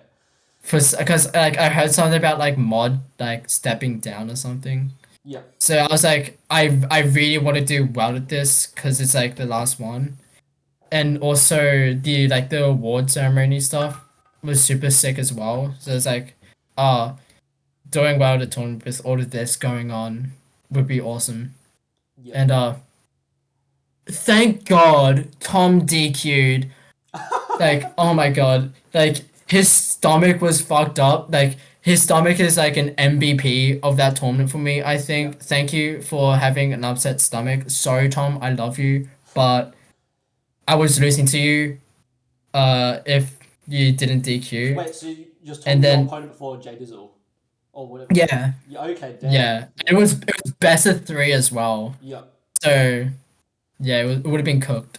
Okay. Yeah. I And suppose. then Let's talk about Jay Dizzle. This is your first time beating him, and I know you got yeah. game 5 of him at the first one we played Captain Falcon, but you also get game 5 of him at another RMIT Games day, right? Yeah, I've been game 5 with him a fair few times actually. I think it was like 3 or so times before end of an era. Yep. And the last time I played him in a set, or one of the or at least the last time I went game 5 with him, I got reversed 3-0'd as well. Yeah.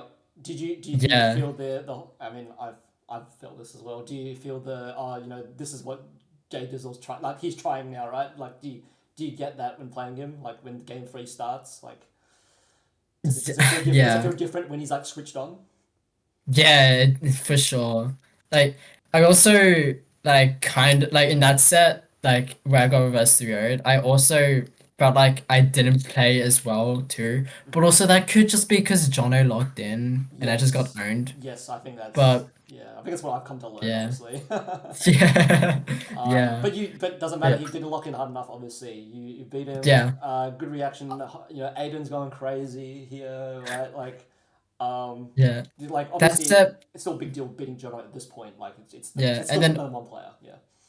Yeah. also this is when like around and oh no, it wasn't around the end of an era. It's around the Arcadian was that when I started getting coaching from Milkyleo. Ah, yes, yes, yes. Yeah. I'll go write that down. We'll talk about that one a bit later. But Yeah. yeah, okay. So And did he help you with so Jay Dizzle? yeah, the only reason I beat Jono was because Milky and I like went over our set where I got reverse 3 and like just like built a game plan and stuff on it. So yeah, Yeah. it was Okay. awesome. So you always felt like after the last couple of sets, like he's beat, he's doable, right? Like there's nothing I'm Yeah. scared of. Yep. Like Yeah, like what's it was also it was always like it felt doable, especially after that reverse 3 set. I was like, I can so do this. I just need to figure something out. yeah. And Milky Layer like just helped me Do you like think that get that. matchup is good for Brawler or? I think it's evenish, maybe slight winning for Brawler, because I think Okay. BDK is really good at hitting Young Link for doing bad projectiles. Or not bad, but like just doing the projectiles. Yeah. Because he can jump over Fire Arrow and Boomerang. Mhm. Like if he shoots Boomerang straight. Which is like really good. Like I hit him a lot for that, so then he has to just be careful with using projectiles. And then also and like especially like around the corner and stuff, I remember I would hit like and even at that end of an era set, I think it was either the first stock or to win the first game, uh he has to be careful with shooting at projectiles when he's in the corner because like I could be on a platform and I could just like run off up air him for it, which I've killed him so many times for doing like up air down air at ledge because he did a bad projectile. Yeah. Okay. Yeah. I mean that's always the thing with Jono. It's like I feel Mm. like for most people it's so undoable unless you just like the only way to stop him is to make sure he doesn't play the game. Yeah. So And then you have to kill him. Like yeah, also Nair goes through his projectiles as well, Yep. which is really good. yeah. And then he can also like use bomb against him like pretty decently. Like the Sunshine where I beat him, I one of the games ended because I did down throw, up air onto the top platform and then waited for the bomb to explode, and I thoppered after the bomb exploded, and I felt so sick for doing that. Yeah. Yeah. Okay. Yeah. So Jono obviously probably feeling pretty good. Like basically, this secures like your PR spot for this season. Yeah, Obviously. like I think it was already PR before End of an Era, Yeah. but that like Jono win just like locks it further locked Yeah. it in and like put me higher Yeah, as put you well. higher, it did, yeah. Yeah, you play Razy next, and honestly, like, pretty notable player win, but like you just beat Jono, and I feel like I don't know. I feel like stylistically, you can talk about this a bit more. Maybe I don't feel like Bin's like. I feel like you're a good matchup into him, and just in general, like I don't. It feels like Yeah. he's your type of player that he would struggle versus. Like, but you've only played him a few times, so. Yeah, I've talk only about him. like before End of an Era, I only played him once, which was at like one of my first few Rannies, where I almost took game 1 against him, but I got reversed the restocked, and I almost won the game with an up air down air ledge, but he's just a god and DI'd it like a goat, so he was able to tech the down air, and I lost after that, so that was like pretty depressing. But yeah, going into the set at End of an Era, it was like it was fine. Because I think Brawler does really well into pit because like he's just like perfect for combos. He like exploits his recovery pretty well. Like I remember I won game 1 because like he was recovering low and I just waited on ledge and I just like waited for the RP to come up and I just down aired it. Yeah. Or I could just like drop from ledge nair or 2-frame it with down tilt. Yeah. And then his range like isn't like a big enough of an issue to where like Broad would struggle with it, I think. So I can just like I can run in as like more than I can against other sorties and like scrap. But yeah. And then Link is like a somewhat similar deal. It's just I have to be like more careful trying to approach because especially at high percents, he's just a nuke. Like especially with that forwarder. Yep. Yeah, I'm Yeah. surprised he does not start. I'm assuming young Link is the matchup of choice, really. Probably. Yeah, I feel think makes he would sense. go Lincoln to me, I think. Yeah. But yeah, I know take care of him like pretty stands. I almost got reverse 3-0'd.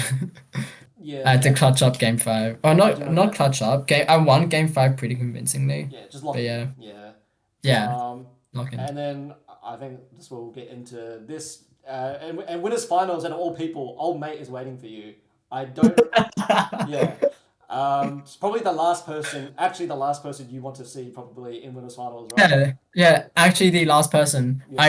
I do not want at that point. I do not want to see Jimmy in any part of my bracket run, like ever. It's. Oh, Do you remember what your record was at this point? At this point, had it already crossed like 20 losses or? I think it was definitely over 20 because I remember it had to be a SAS before End of an Era because one time I lost to him on stream and Cooper pings me in Spilt Milk and says in all caps Owen 20 Lamau with like a lot of O's. So like I clipped this and put it in a server, I think. And it was just you can hear me in the comms just saying like, oh, Cooper pinged me in a server, said 0-20, I'm gonna kill myself or something. I could probably find the clip because it's so funny. Okay, actually, I would love to look at that after. Yeah. But And then I lost to Jimmy at that same tournament as well. Yeah, so I just want to let's just talk about this, right? I think this is one of the more interesting things, honestly. Like, why was he so difficult? Why out of everyone is this guy just the biggest roadblock for you? You know, why did nothing work? You know, even swapping between characters. You know, in theory, both your characters do beat Rob. Yeah. You know what I hear, and like, Yeah. and I'm not. Have you beaten Seb at this point before this point? Not before my first Seb win was Ranny this year. Okay, yeah, but yeah, Yeah. It was also my second set ever against him as well. So. Yeah. So what made him so difficult, and like what was your mindset going to every single time, like every set versus him, especially when you get, you know, you start going into double-digit losses, like, you know, you start probably defeating yourself mentally before this. So yeah, just talk about Scobo in general. So a lot of a fair chunk of that record was him just like purely player gapping me. Because when we started like playing sets, he was like PR or like around PR level at that time, and I'm still like starting to like enter more weeklies, like TSGs and stuff. So at least like 10 sets were just pure get like player gap because like the gap was just so big between us. But then the longer it went on, the better I got, and the more like just wild me losing to him so much became because at one point we were right next to each other on the PR fourth and fifth. Yes. But a lot like especially around the like I want to say like 15ish to like early 20ish. Like there's like at least a 10 set gap where I would like every set just felt like doomed from the start. Yep. You know, it just felt like a huge mental block for me.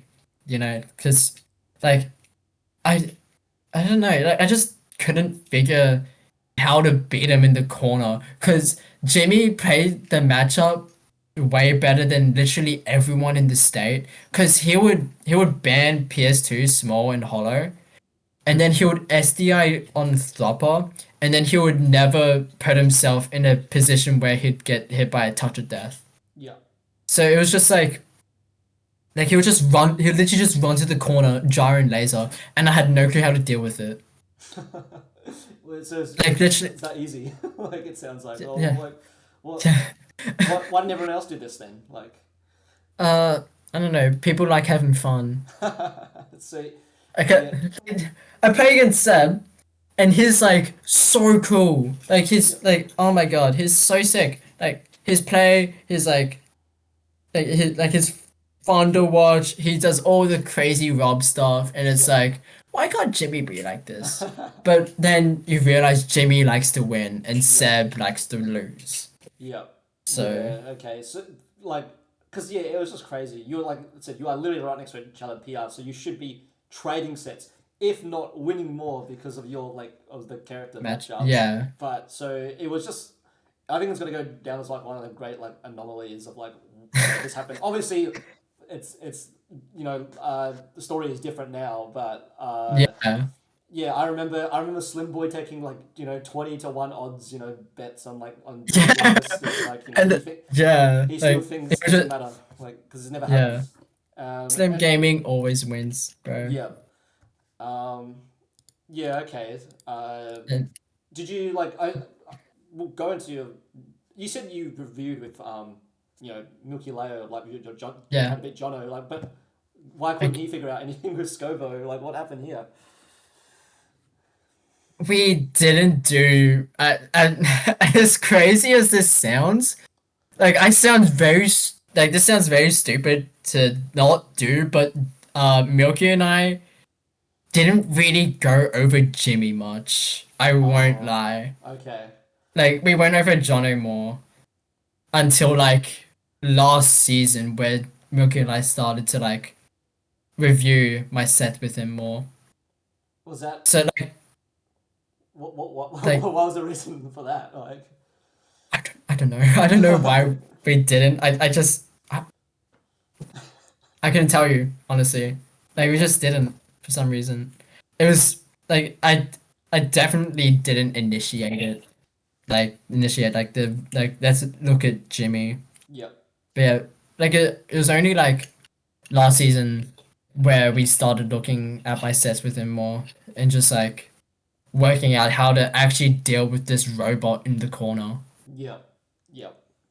Yeah, that makes Yeah. sense. All right. But I mean, Wait. it sounds like when you start looking at stuff, it starts working maybe. Yeah. Like, so I will. Like we especially last season when we started looking at the sets Yep. and I just started doing really really well into Jimmy. Like it was just way closer than it was before. So then just coming into the season now where I'm just like I'm starting to like properly like apply everything that we've talked about. Yeah, okay.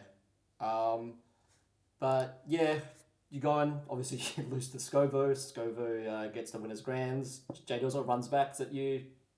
You know, kind of hard to beat Jono twice in a row. Probably still at this point. I think I also don't think I played that well That in fine. losers round as well Probably, because I was exhausted. like, yeah, I was exhausted. Yeah, Jono just has infinite tournament stamina. Same as Scobo, I think, Yeah. as well. That guy can't get tired. Jimmy is a robot, bro. Yes, he He's just always locked in. It's insane. Yeah, Like he's like actually just the most consistent player of all time. yeah, yeah. That It's makes sense. fucked up. So, yeah, I mean that's basically 2024 over. That's like the last notable event that happens that year. We come Yeah. into this year. Well, first actually, you get like that season. So that's the spring 2024. You get PR for the first time, but you're probably already expecting that, especially after that tournament. Yeah. So probably Yeah. was you're probably like, oh, it's cool. I got PR. Actually, I do remember when this came out. It's the one that the train one. Yeah. And I remember everyone was like, "Oh my god, P9 made PR!" Like it's the first time. Obviously, P9's been playing for ages, right? But people didn't notice that you got PR. This is your first time getting PR Yeah, it was like as well, it and was to a high like, placement. Like, yeah, it was just like yeah, because especially because the season that I had, it was like how do you not get PR? And especially with the come up I had as well, because like I was PR HMs for like 2 seasons in a row yes, that's before right. Yeah, I made PR. So it's just like, and especially since I was also just rapidly improving as well. So it's just like ah, it was like a matter of time before I got PR. Whereas the Tom is like he's been at it for ages. yeah, So for him to finally like achieve that, it was like a really big deal. yeah. Okay, yeah, makes sense. Um, I mean, all right. So yeah, again, you just keep entering stuff. Like it's business as usual. Yeah. So we just get to 2025, and we're probably only going to talk about just two events here. It's obviously the two majors that have happened. I mean, you go to TGX, it's whatever, right? Like that's a Yeah. whatever event. I threw so hard against Pat in That's right. I remember watching that. losers. I had such a good lead game 5 Yeah, and then I just like started stressing out so hard yeah, and I got owned for it. yeah. I do remember watching that. I thought that was crazy. He got some plot armor going on right there. Yeah, he does. But yeah, I mean, the two events we're probably going to talk about. We're talk about Floating Point and then obviously this Phantom. But I suppose yeah, like you've mentioned it briefly, but what is your like I suppose preparation method or like mindset like just going before the majors? Like, do you do anything special? Anything different? um I just like try to like for gameplay wise, I just like try like not play as much as possible, but like I try to play a fair amount just so like I'm sure that I won't like drop any combos or like mess up movement and stuff. Mm-hmm. And then also obviously go over sets with Milkyleo, Yep. the goat, because he's a really good coach. He's Yep. just helped me a lot, like build game plans and stuff. So yeah. Yeah. Okay. Uh I especially with Flame Point and Phantom this year as well. The week before, I'd like to like chill out. You know, there's just like a week of peace before like the big event. Like I'll still play a bit, but it's just like mentally preparing myself for it. Cause like, at like the week coming, like I'm pretty confident with like how I'm playing or like how my movement is. So it's like playing a bit just to keep it up, like keep like make sure like I'm still like have it Yeah. No. because I also don't want to overwork myself, especially on that final week. Yeah, okay, that's good. No, it's interesting to hear like the different methods from everyone. Some people like opposite. They actually just full on like 24/7 play for majors, but Mm. it works different for everyone. Yeah, So I'm just wanting to hear your perspective on that. But yeah, the Floating Point. This is also your first interstate major, first interstate event. Like, yeah. right? First time going out of Victoria ever as well. That's crazy as well. Oh, I didn't know that. So because you road trip right to this event. Yeah, we went on a big road trip, Yep. like across the East Coast, Yep. which was it was pretty sick. We stayed at a few places, and it was really nice. Okay. Yeah. Do you want to talk about where you stayed or like anything? We one of the places we stayed at was this like cute little beach town called Bermagui. Okay. We stayed there for a few nights. It was just like there's like a big fishing port as well, which is just cool to walk around and stuff. And the beach as well is really like cool. Uh, there was another place we stayed at, but I forgot what it was called. But it was like an hour away from Wollongong or something. Okay. Okay. Yeah. The first day of the car ride was so evil because it was like 9 hours of driving, and like there was like 2 hours where we had like there's no reception, Yep. so it was just evil. And my Switch was on the verge of dying as well, and my Switch is modded, so I didn't want to lose my mods, Oh no. Yeah. especially on the road trip. No problem. And then I don't have a portable charger. I'm too broke. It's too hard to find a job in the sticks. I'm Yeah, so we trying. keep winning Smash events, I think. Yeah, I just gotta lock in, you know. Yeah. So, but mate, so how did you convince? Did you convince your parents? Let's like go for a road trip, or like, oh, you know, I want to go to Sydney, and did they turn this into a road trip? Like, how did this happen? Yeah, they turned into a road trip. So basically, since it was during the holidays, Yeah. my my parents were like, oh no. So first of all, I came to my mum asking, hey, so there's this event called Floating Point in Sydney. Yep. We want to go. It's during the holidays. Yep. And she was like, oh, okay. I'll talk to dad about it and we'll have a think about it. And since like our parents don't want to go to Sydney just for Cooper and I to go to a Smash Bros event. So Yep. the road trip part was just like so they can have like Some fun as well. Yeah. fun as well. Yeah. No. So it isn't just for Cooper and I, which is like fair enough. Plus the road trip was really fun as well. It was Yeah. like really nice just like seeing the scenery and stuff.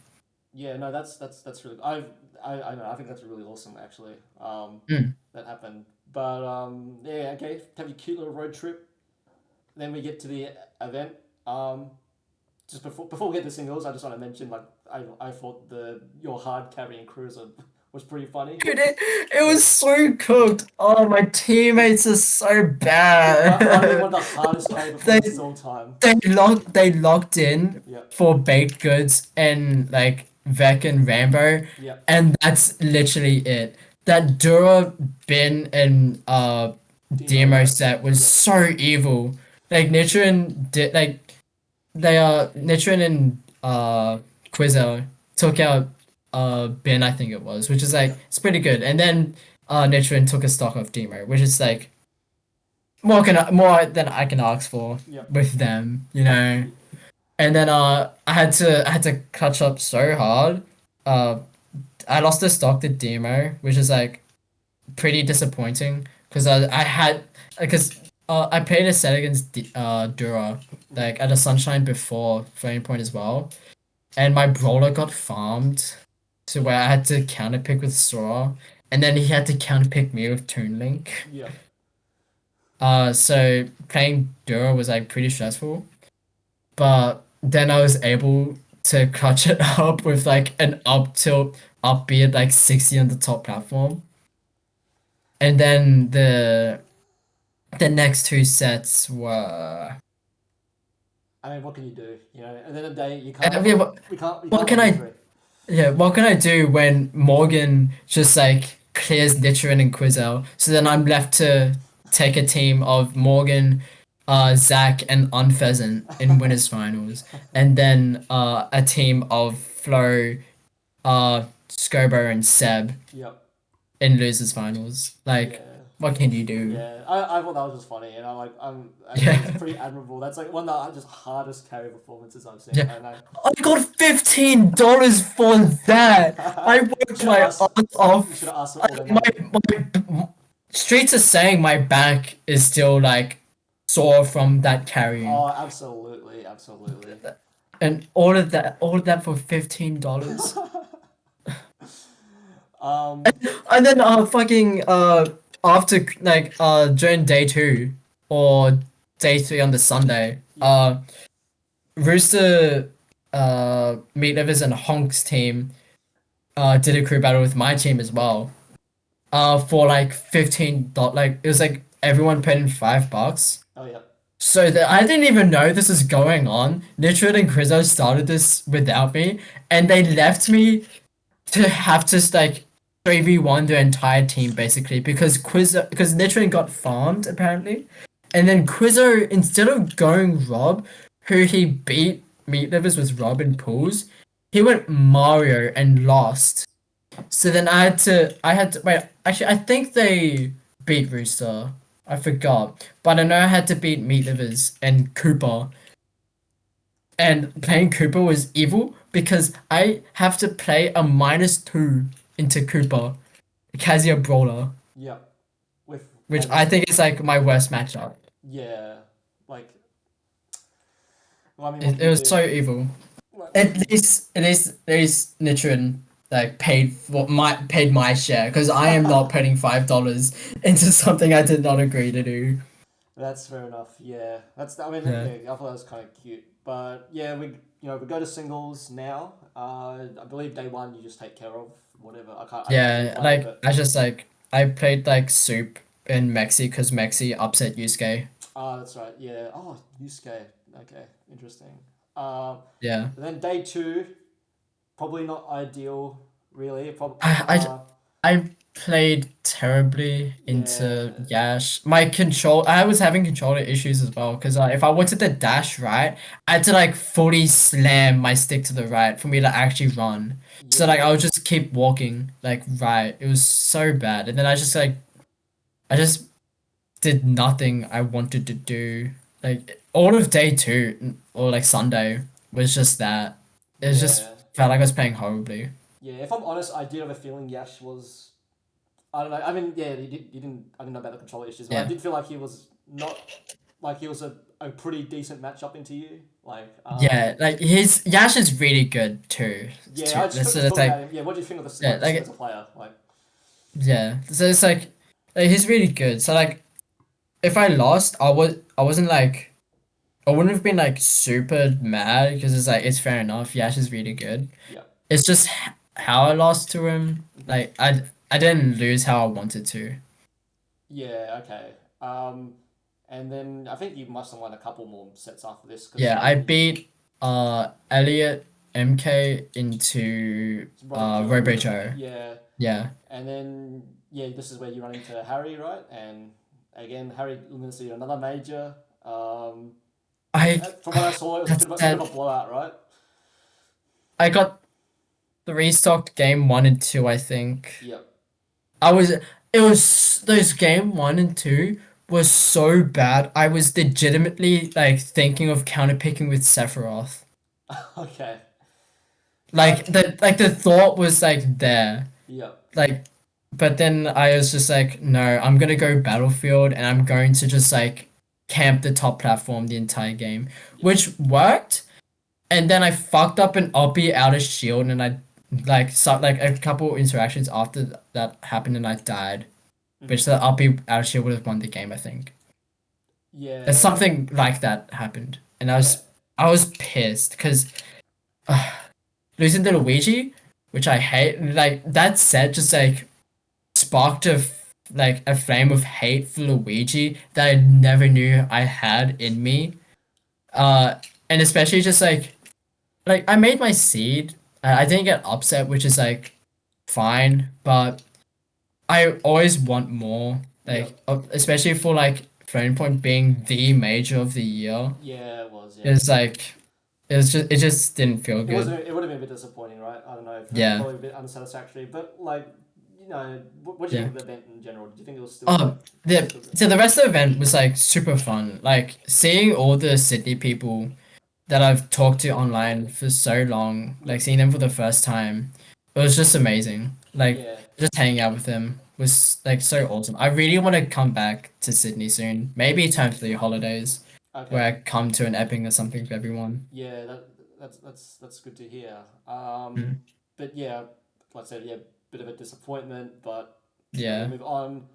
And then not too much further. We have our other premier major of the year. We have Phantom, and actually in between here, you must have like done some dramatic like level up because, or not dramatic, but like you were all of a sudden a top 8 seed for this event with pretty much the same attendance. So Yeah.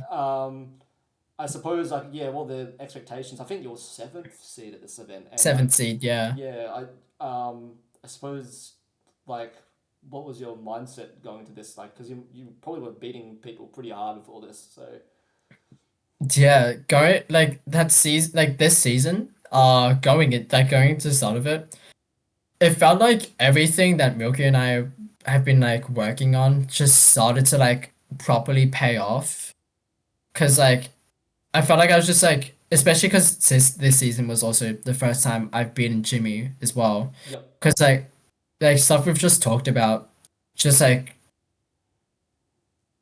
was able, I was able to just like execute it. Like I was just executing everything we've talked about, and then I was just winning, and I just felt way better because like especially the season before, and like the last 2 seasons actually, like I just like I was playing at like a PR level, just I kept losing to people who I was like I didn't feel like I should be losing to. Like I just kept chopping to people like worse than me. Yep. Like You wanna yeah, name so some names. I can't remember. I know you losing to Ranbat, one of these Rambats, and like, yep. Hayden, the noobs I have lost to Hayden, Yep. Wi-Fi,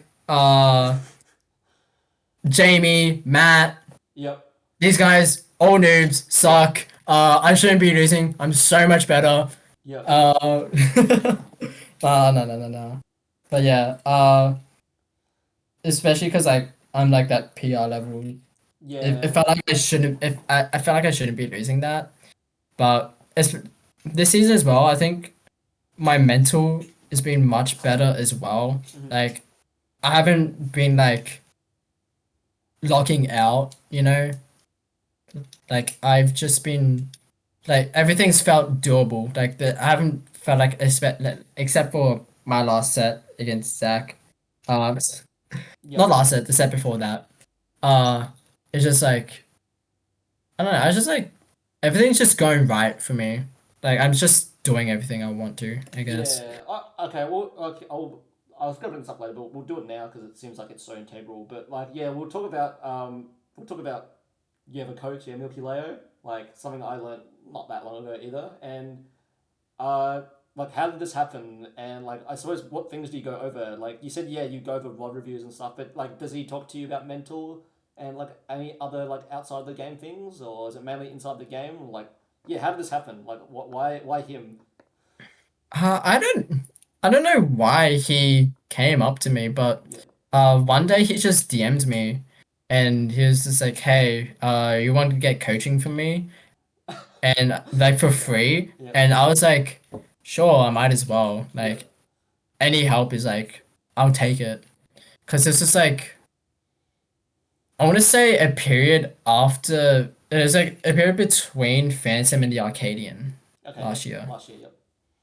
So yeah, we just like started like talking and the stuff that we go over it's basically like when we VOD review we basically just do like normal VOD review stuff like what I do well, why I lost. We talk about like matchups and stuff. And he writes down notes in our DMs of like what we went over in the VOD reviews. And then also we play games a fair amount where he just like points out stuff to me that I'm like doing wrong or like getting punished for because like it's super helpful, you know, because it allows me to just like learn like what I'm doing wrong in an environment that's like not like stressful or like what's the word like means something or like you know what I mean, like it's not a tournament setting. Yep. And So like it The stuff that he sent me is like super insane. He just like sent me like so much like detailed like responses. Like if I go through my pins, it's just like a bunch of like it's like massive paragraphs, and if you click on the message, it just like shows up with even more text. And a lot of the time when we play now, it just like we just like go back to something he said like 6 months ago. Okay. So like a lot of the stuff like he's told me still is like relevant like today, Yeah. which is like which is both sick, but also like I should be getting on top of that. You know, like I should already be done with that, but also low-key undoable. Adaptations are too hard, you know. I get that. Yeah. I'm getting the hang of level 2. Level 3 is impossible. You'll get that. Well, that's next. Well, that's the next thing to bring up. I think the next level. If you want to get that number one, I reckon. Yeah. I suppose it's just a coaching thing because this is. I mean, it just. I'm just curious to hear like what like a top player has to say about this. But do you feel like the coach? This it must have been weird because like, do you feel like the coach has to be better than the player, or like has to be like a top player themselves? Like what? What? It's kind of interesting to see like he's obviously like I feel like you have credited him a lot, and he probably has been pretty instrumental to like a lot of your recent success. But like Yeah. but he's like he himself has not like had a history of like being like a top player or whatever. So what are your like thoughts on that? Like Um, I think it's like a pretty common thing for coaches to not be as good as like the people that they coached. Like the commentator last, I think, coached Leo or something. yes, So like yeah. there's that. Yep. Yeah. But like I think it's like some like people can have like a super deep and rich understanding of the game, but just like not be able to apply it or like do like super duper well, like not be at like that top level. Cause like I was at like that PR-ish level and I didn't have as big like I had barely an understanding of like a lot of concepts, Mm. like adaptations and stuff. Like whereas Milky, like not at that top level, but has like he has like he thinks about the game and like can like talk about the game at such like a detailed level to where it's like and he can also simplify stuff really well to me as well, which helps me a lot. Like there's one time I forgot what it actually was, but it was like he explained like one thing as like fencing, like they weave out, you weave in, Yep. I weave in, they weave out, and stuff like that. And it was just like that. It just like clicked, and then I just like been noticing it way more. Stage control, that's what it was. Like he explained stage control like that, and it was like maybe the best thing he's told me. So like yeah, he's just like he just like tells me or like explains stuff to me really well Yeah. in a way I can understand, and it's just yeah, Do you he's feel like awesome. it sounds like he has an eye for something that like when he looks at someone's gameplay like yours like it's something like it's some he saw like something was missing from it. It sounds like Yeah, you just noticed a deficiency somewhere in your gameplay. Obviously you're quite polished on like punish game. Your ledge trapping is yeah, quite like good. When I play stuff, but like yeah, it seems like all right in these matchups. Matchups where like stuff like stage control. It sounds like fencing. It sounds like what we just call in fighting games, just footsies. yeah, Okay, but like it it should sounds be. like that was just like wasn't as refined. Let's refine this. And suddenly Mm. all of a sudden matchups like a Rob camping the corner become quite a bit easier. Yeah, Um, uh, yeah, it's just like uh oh, what was the question again? I like you forgot. oh, like it sounds like he had like Milkyleo's like just so it's more of a statement. Just like it sounds like he's like has a good eye for like just seeing deficiencies in like people's game plans or like their gameplay, like what they aren't utilizing to like sort of Yeah, like win games of Smash. Sounds like he's like quite good at like finding that. Um, and then obviously yeah, you apply it. yeah, It works out. On working on the next thing. mm. But yeah, we'll we'll go over this Phantom run. Mm. I didn't write down, but like what happens like during day two? Like I don't actually know your run exactly until you get to Rebs. So day 2, I played Heaven round 1, Oh yeah. which I won pretty convincingly. Mhm. Then I played Shmoo, Oh yeah. which I was seeded to beat, but I got upset because for some reason I was seeded below Shmoo. Yeah. Which is like Shmoo was like such a like I was so fine losing to Shmoo because Shmoo is really good, and also my run if I lost to Shmoo was also super fine as well. Like I don't think like any run I had felt super doable. It's just like I had to play well, which is like what I'm expecting to do at Phantom, like at the major. Mhm. So after I lost to Shmoo, I played Easy Cole. Oh yeah. Which actually he played. I think that's the best he's ever played the matchup into me. Like as of recent, especially like it's like I kind of earned him game 1, but then 2, 3, 4 was like super close. Like he just played it super well. When game 2 and 3 was super close, where he played super well, Yeah. and then game 4, I kind of just watched him. Yeah. So Ran yeah. Yep. And then after Isaiah, it was Kangu, Oh, yeah. which uh going into Kangu, it was super fine because like I played Ryan from Sydney on Wi-Fi all the time because Pondy used to run this thing called ARM, which is basically Australia's Smashmate. Yep. So Ryan and I would play all the time on that. So I kind of just got a lot of Diddy experience from that. So and also I like the Diddy Kong matchup as well. I think Brawler is just like it does really well into Diddy because he's able to use banana really well because he can do stuff like like catch banana with nair, landing nair, banana toss, catch banana again, landing weak nair, banana toss, like nair F smash, which I almost hit on Kengu, but it was too low percent for that to work. Okay. Yeah. And then also like combos are still pretty fine. He dies pretty early.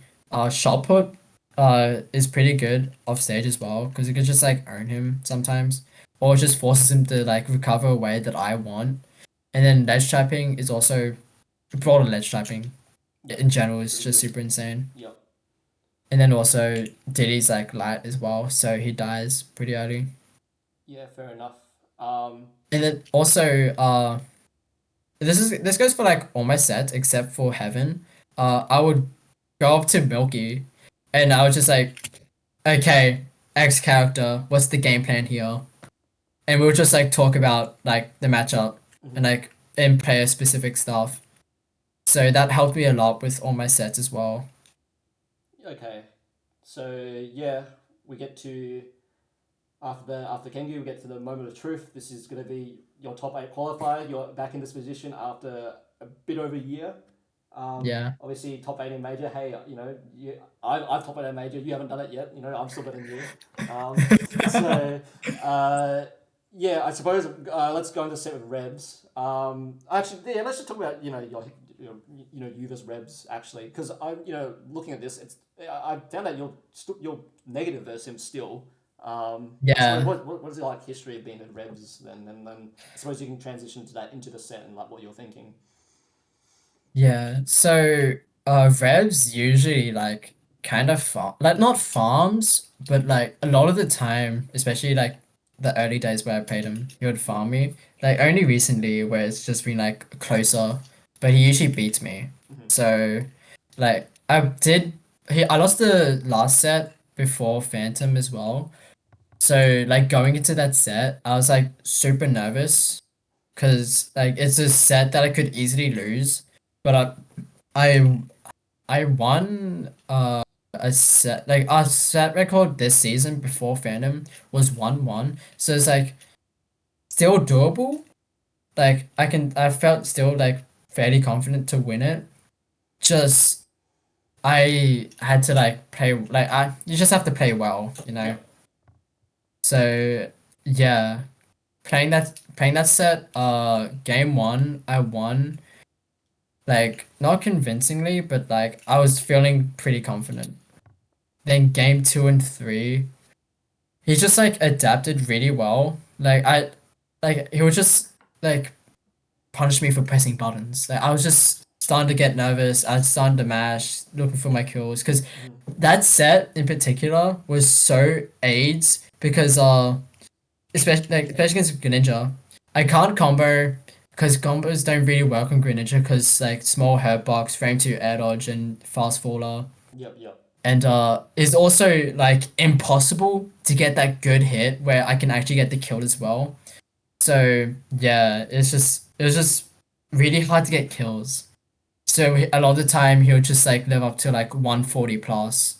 Like one of the games, like he lived to like 180 where he didn't die to my dash attack at like 170-ish. Yep. It was Yeah. really cringe. And then game 4, I clutch up with a landing up air, up B at like 60 when I had rage. So I did a little pop off. And then game 5, I'd like slowed down like the tempo a fair bit. Like I just like started waiting a lot more, I think, you know, and just like not pressing so many buttons like I was before, because I was just mashing and getting tilted. So I had to like calm down and like take it slowly and take my hits as they come. Yeah. Okay. I was able to like kill him like not super high percent as well, Yep. which is Stage good. five Like to end the Yeah. set as well. Yep.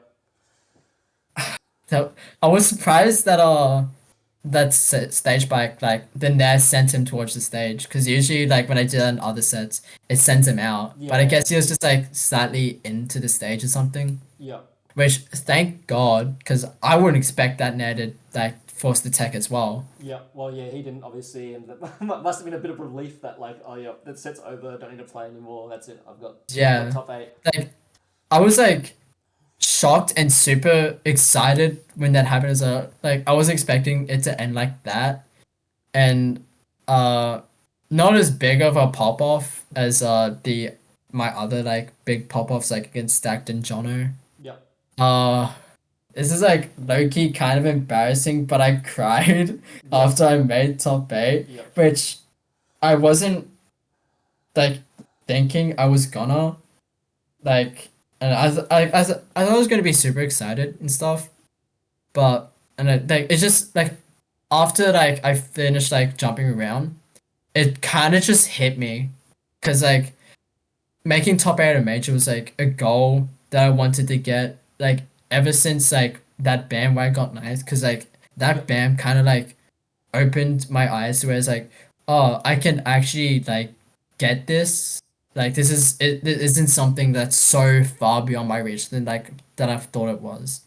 So, and like just like especially with the failure that was not failure, but like the flop that was floating point, I really wanted to redeem myself and not like mess it up, because especially since Phantom was like the last tournament for me where I like put a lot of effort into the game, because now I have year 12, Yes. so I have to like focus on that and finish that There's also before just I no can more. like, There's also just no more events really in general. and that too. Well, It's so, convenient. yeah, well, it was good that you were able to do it, and you were able to win one more set actually. And Yeah, this is fun. against we'll talk about this. this guy as well. We'll talk about you come into Bradley again, and bit before this, not bit before this, basically a whole year. He's somehow been beating your ass with Luigi out of all characters. Luigi's so bullshit. Yeah. Oh my god, So- Brad, you only need fundies and like some Luigi knowledge to beat me as Luigi. Cause fucking Luigi just like, it's just brawler but better in like most aspects. Cause he boxes me, combos me for free. I can't edge guard him because like I go off stage and I trade with like I get clipped by Oppie and I'm dead, or like it's just really hard for me to like hit him for side being and stuff because I'm such a fast faller, so I can't really go deep off stage. And shot put, like it's like fine because it forces him to like recover certain ways. But even then, since shot put's so laggy, I can't really like go punish him for putting him in that position with shot put. And it's Yeah. hard to hit shot it's hard to like aim a shot put that's like over a second to come out. Yeah, okay, fair enough. Like, but did you? I suppose with this set, did you feel like it's weird because there's other sets. It feel when I watch them, like on sets of Bradley that's happening at the Super Sergeant, it feels like you just throw every set. I'm not gonna lie. It feels like you should be you're absolutely the better player in all these sets, but you just lose for some reason, and I don't know how. So, but I thought like, okay, it's probably gonna happen again because for some reason you just can't figure it out. But I don't know what happened this set. It feels like a bit of playing bad from Bradley. Maybe you figured something out, or like, did you talk to Milkyleo before this set?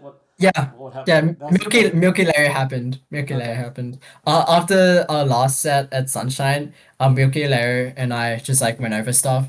And I also played with Harry and Keen for like 4 hours in total, like before the Phantom as well. Cause like I was like, I know I'm gonna play one of the Luigis, so I have to like prepare as much as I can because I don't want to. Like that was like the one matchup where I'm like, I'm going to lose this if I don't prepare for it. Mhm. And we have notes in my DMs with Milky on the Luigi matchup, and I've showed a few people like these notes like briefly, and it's like it's both Luigi specific and player specific as well. Like going through it, it's just like it's a massive slab of text on like what to do in neutral, what to do in advantage. Oh, advantage isn't much because I'm doing like we came to the conclusion that I was doing like a few like most things right. It's just like a couple areas with like Luigi specifics, like not even like Luigi like Cyclone specific stuff, Yeah. and then there's also like some Bradley like specific stuff as well. Yeah, okay. That's good. So yeah, I mean, yeah, you take this set Mm. like I actually commentate this set. I was like, all right, I had a feeling the Luigi was coming out. I was like, maybe small chance it doesn't come out as a major. Maybe for some reason takes it like I don't know. It feels like it was a joke. It feels like it's still a joke to Yeah, me. But like I don't know. Bradley didn't feel confident. it's a Like, sick joke. yeah, like especially since I'm pretty sure Warrior doesn't like has a like okay, not even okay, probably maybe even favorable matchup to Brawler. So but I don't know, just not confident. I don't know, maybe just I don't know, maybe he just knows. Usually when Bradley went wire into me when I switched to brawler, Yeah. uh, it like it would take a game and then get farmed. So because I think brawler does really well into Okay. Wario. He kind of just like does a lot Wario does, but I don't want to say better, but like he's able to abuse like Wario's like weaknesses. Like he's able to combo Wario really well because like he doesn't really like shift his hurtbox that much, so it's just like really easy to do stuff. Mhm. And then also he can like hit Wario's recovery pretty well as well. Like two framing isn't Yep. that bad. Shot put is pretty good, and it's just like yeah. Yeah. And like Wario's heavy, but like he doesn't really live like as long as like you assume so, I Yeah. guess. Okay. Especially when we go stages like small battlefield where combos are really good. So yeah. Yeah. Okay. Um. Yep. So yeah, it's good that you get that one. So you know you're not over. But Mm. now you got to play. You could have played. I think John at this point. You mentioned C2, but he beat Zach. So you play Zach. Yeah. We'll go into Zach a little bit. We'll be the one the last few points I'll talk about. Yeah. But yeah, you take game one from what I remember pretty handily. Beats Yeah. Pac-Man. And then, because my understanding is like you typically the matchup, he typically goes Pac-Man into you. Yeah. Um, Yeah. which I'm not. I'll be honest. I am not sure why he does that. I don't know why he just Yeah. does not like Kazuya. Like I said, is an awful matchup. And then he goes Kazuya, and then you get owned. Like so, Yeah. I don't know. Any thoughts on this set? Like once you swap to the Kazuya, where you're like, this is my funeral, or Okay. So last time that Zach went Kazuya into me, it was the reason he got reversed 3-0'd by me. Cause I don't know, I just like kind of farmed his Kazuya at one SAS. So going into Phantom, I was thinking if I were to play him, the thought of him going Kazuya, I don't think he would do that, cause especially with how the last set went. So I only super prepared for the pack matchup, Yep. and T versus Riziasu at a like a May Sumo or something like 4 years ago was like my Bible, and Milkyleo notes too as Yep. well. Like I watched like that set on my own like 4 times going into Phantom. So like I learned a lot about the matchup despite being 4 years ago, and I think Reese also used heli kick as well. Okay. Yeah. Interesting. So yeah, it's the best I got. Yep. Fucking this It's not the an open highest matchup. level. Yeah, the highest. I think the highest level of brawler pack that is played consistently nowadays is literally just me and Zach. Oh, probably. Yeah, that would make sense. Yeah. I'm assuming So yeah, there's probably no EU Pac-Mans, or they don't play each other with just. there's there's a kid. Yep. I don't think he's played Modzai. Yeah, I say there's Modzai, but I don't. Are they same? Is Kid? What country is he from? Is he French? French. Yeah, yeah, he's from France. Okay. Is Modzai not I don't think French as well? I think he is, but I don't. I haven't been able to find a set of them. Yeah. Okay. So Yeah. Interesting. All right. there is a Fire the Pyro in JDV, but Fire the Pyro always gets bombed. Yep. So yeah, I can't really watch those sets. Yeah. Fair enough. Especially when I remember one time I was watching. They started game one on PS2. Then he lost, and then he counterpicked the FD, and then went to small. And I wasn't sure what was going on, but it was crazy to me. I'm pretty sure. I'm pretty sure Jono has 3-0 JDV. I'm pretty sure they have played. Yeah, Yeah. I think they played like Genesis or Genesis, something. yeah. So yeah, you're probably not. You're probably right that you and Zach is probably the highest level pack brawler we're gonna get. Yeah, Um, but anyway, yeah. So like, yeah, fifth at this event, and obviously we just well, we come to it today pretty much. So that's we go to some events. Oh, actually, one more thing. You win a Ranbat. I suppose like that feel anything. Would it bit Jimmy as well? But like, and not many people won Rambats if you look at it. yeah. I don't even think Jimmy's won a Rambat. So Maybe not. Yeah, no. So do you feel anything yeah, for because winning that Rambat? Like he usually gets gate kept by like Zach and Jono. yeah, But that Rani like it was a it small low one. key. Yeah, Yeah, it was like kind of fake because Jono and Zach weren't there, so it was just me, Jimmy, and like Dura and Harry, which is it's like that's pretty like it would be stacked for a local, yep, but for a monthly, it's like yeah. I'm still happy I won because beating Jimmy, even though my record on him is like pretty good this this is it. season, Yes, it's still good to beat him, you know. yep, And then also beating Dura is nice as always as well, because especially since Dura also beat Jimmy as well. So yeah, and then also like I win money, so I'm not complaining. I got like yeah, $90 from that, yeah. and Nice. as a jobless guy, $90 is insane. It's insane. That's like a whole new game right there. Like or whatever, or like a power Exactly. bank maybe you could put towards. And maybe, and that's like entry for like a few more events as well. Yeah. All right. So yeah, I know we come to the end, like basically the events here. So I'm just gonna ask just I suppose just about a few players, or if you want to, if once I've done about these few players, you can say anyone that comes to your mind. Just Mm. like I suppose like your thoughts about them, maybe your like your relationship, rivalry, whatever like thoughts on their gameplay and your sets. Um, and yeah, I suppose after that we'll probably wrap it up. So Yeah, easy. yeah, I'll first one just quickly. Yeah, we'll go over that. So I suppose yeah, as we talked about briefly, like Zach, obviously been our best player for like a little bit, but Yeah, you've always had you've had comparatively obviously it's still pretty heavy in Zach's favor, but just like yeah, every Zach's pretty much in favor versus everyone, but you seem to give him a bit of trouble. Like what do you think you do better than like everyone, I suppose, into Zac? You know, why can you sometimes, you know, give him a hard time?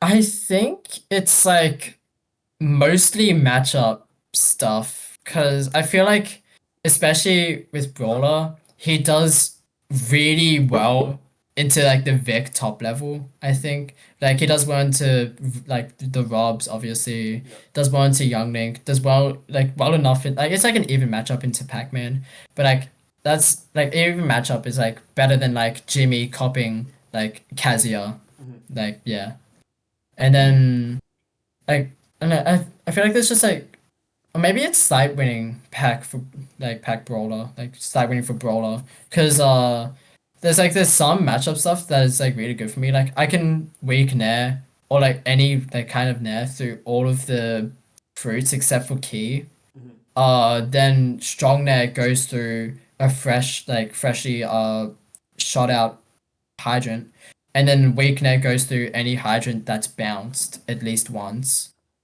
um, combos aren't bad on him. The frame one trampoline can mess some stuff up, like some grab confirms up. Like I remember one time I played him at Pixel 250. I did like up tilt up air onto the platform grab, which is usually a true combo. Yep. But the trampoline spawned, so then my down throw was messed up because of it. Okay. Yeah. But yeah, So, other than that, it's like mostly fine. But as of late, especially because I've just been like dealing with Hydrant, his use with it in the matchup has just been like so much better. Like especially compared to like when I first beat him this season. mhm. So yeah. And like yeah. And my relationship with him, like in game and stuff, is like he's always felt like someone like for me to like try and like reach. Like one of my I'll group him with Jimmy. Him and Jimmy have been like two like towers that I've been trying to like catch up to. Like that's been one of my like it sounds stupid, but it's been one of my goals to like catch up to Zac and Jimmy. Especially since they've been around the scene for longer than me as Yep. well. So Yeah. just being up there with them would be like sick. Which I'm Yeah. getting there. Yeah. No, that's good to hear. That's what. Yeah. I suppose that's what I expected. I got another player, not actually Victorian. I suppose it's more of a hypothetical because you actually haven't played him in bracket. So Yeah. what do you think of I suppose what are your thoughts on like Unfezant and like I suppose like how do you think you know if you were to play a set like how would it go and like I suppose like how badly do you want to play him? I really want to play him so bad. At Phantom, Unfez said to me that he was happy that he wasn't seeded into me for the second major in a row, Mm-hmm. which is like pretty funny. And like Unfez has said in the past that he doesn't want to play me, which is because of Shmoo, was his one with Brawler against him. Mm-hmm. So it's just like, oh, could I win?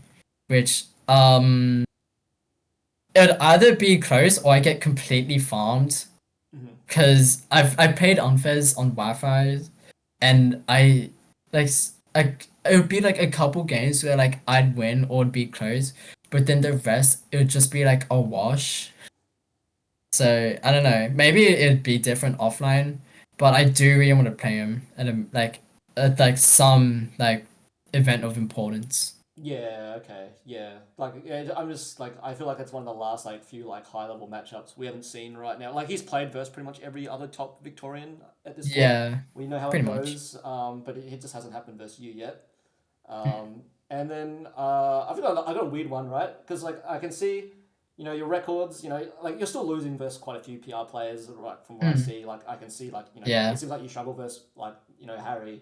You struggle versus beat even still. It seems like still sometimes or like in the It's past. like even yeah, Pan and I have Maybe been like somewhat evenish even recently. yeah, but you do find into Seb Pro, you know, do find into like you know just in general the other PR players. But there was Mm. one non PR player that the record was pretty even. I don't know if it came pretty early on, but it's Slimboy. Like Slimboy has beaten you a couple of times. He hasn't beaten you this season actually. Why does Slimboy It's give you a bit of wise. why does Slimboy give you a bit of trouble more than some other players of like his level? Because that's pretty much none of us. Yeah, Yoshi's just a weird character for me because first of all, he's heavy and frame one double jump armor, which messes up most of my combos. So that combo is like so bad because I just cannot kill him sometimes. And especially for I've only started I think only recently switched my moveset against Sammy. So I used to run shot put and BDK into Yoshi, which is like terrible. I get nothing out of shot put Yep. because I don't really have like the edge guard ability with it because since his edge drift is so good and then his arrows just go through shot put as well too. So you Yep. can just like time an aerial to go through shot put and then like there's not really like any other like aspects of the game where I could like have like any good like use of it. And then BDK it's just like it's fine. Like I have like some kill confirms with BDK, like Nair BDK at ledge, which is like always good. But I think just being able to like have FMP from a neutral B to just like have another kill option, like on neutral get ups or like call outs or like even out of combos. Like I think that's still like really good because it just allows me to like have another kill move or like option that doesn't like have involve him being at like 140 at ledge. And then suplex, it's just like a really good way for me to like rack up damage without needing those combos. Because like three suplexes is like 60 already. So then like do like a nair down tilt fair suplex at like 0 or like nair suplex. That's like 60, 70 right off the bat. And just like with how scary Brawler is, like I can still kill Yoshi at like 70-ish% with like a combo. But like since like that's still there, the Yoshi like he's gonna be scared, so he's gonna shield. So then it's just like allows me to just like get more damage off him shielding, which then like conditions him and allows me to like get more openings since he isn't shielding. Yeah. Okay. And then also since Yoshi doesn't have any like landing mix-ups after he jumps, since he's forced to land since he doesn't want to waste his double jump, which can put him in a really bad position or like just like lose him stage control. I can wait for the landing and if he tries to aerial me, I can suplex him, Okay. Yeah. which is really good. So he has to like stay grounded a lot of the time Yeah. or Okay. like drift back and like not engage. So then it's just like waiting. Yeah. Yeah, I suppose like yeah, those are the only couple players that I really wanted to just I suppose have your thoughts. But do you have any like any players or like maybe do you have any players that I suppose people might not know about that maybe gave you trouble at a certain point or like like a bit of a roadblock that people might know about or I suppose and any like do you have any like I suppose like mentor figures that people might not know about or like someone that Mm. you could talk to at events like maybe like trained you up or just like got you a bit motivated to like keep going. Do you have any like players you want to shout out? Um, especially during my come up around around like before Bamish, Yep. Wi-Fi was someone that like kind of motivated me to like get better Okay. because we sort of had like a mini rivalry that like banned like one season because we would play pretty much like every single week at TSG Mhm. and we would just like trade sets. It was just like someone I like want to like get over Mhm. and like win like it's just like she just like motivated me to get better because like she like punished me like really well for like some areas like where I'd be like too impatient like around kill percents or like I just like do bad decisions and disadvantage. She would just like dash attack me Yep. for it or something Yep. because she loves those dash attacks. Yep. Uh, who else is there? Um, there isn't really anyone else. Like everyone in the scene has like motivated me to like get better because especially when I was like I talk about how like my come up that has motivated like people around that has motivated me, but like it's really like important to me because like just like coming into the scene, like I just saw everyone on that under 40 and stuff who was above me as like just like another like roadblock to get through, and it's just like it was just awesome, just like going up on the rankings and just like being able to win and like get over those people who I saw as above me before.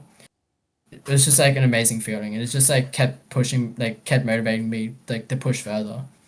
Which last season was the like where I got 10th on the PR last season. That was the first season like ranking where I've moved down. Down, yes, yeah. Yes, because like before that I've only kept going up, which is crazy that the first time I moved down to the rankings I'm still PR. I'm pretty goated. Yeah, I know that feeling. I had a pretty big trip just going up, up, up, up, up as well. And they're like, I don't know, yeah, did it do any, because the thing is going to fifth is like you can't go much higher than that. That's the thing, right? There's only four more spots you can climb. It's after I got fifth, even like that season where I got fifth, like it didn't really feel like a good season as well. Like I lost to people like No Technique and Wi-Fi in that season, I think as well. Yep. So it's just like I don't know. I felt like I could do better, but also being fifth, trying to get harder, especially like around that time, it just felt really like hard. Like it was like one of the few like like posts that like felt really difficult to get through. Yeah. I mean, yeah, especially because, well, still at this point, Jimmy is still like Yeah. a roadblock, and Yeah, like Jimmy, Rebs, like people like that who would like beat me, and it's just like these people like this. It felt like there was so many people that were better than me, and it's just like it felt like so late into the game as well. So it's like it feels so hard to like get like go above that. Yeah. Yeah, and I understand. But I mean, this isn't finished, but you know, we can kind of confidently say like, you know, it's not looking like out of the question, like, you know, the going up, and then obviously, you know, I'm gonna assume probably one of your main goals probably is to probably you want to get first one day. Is that something you think you can do?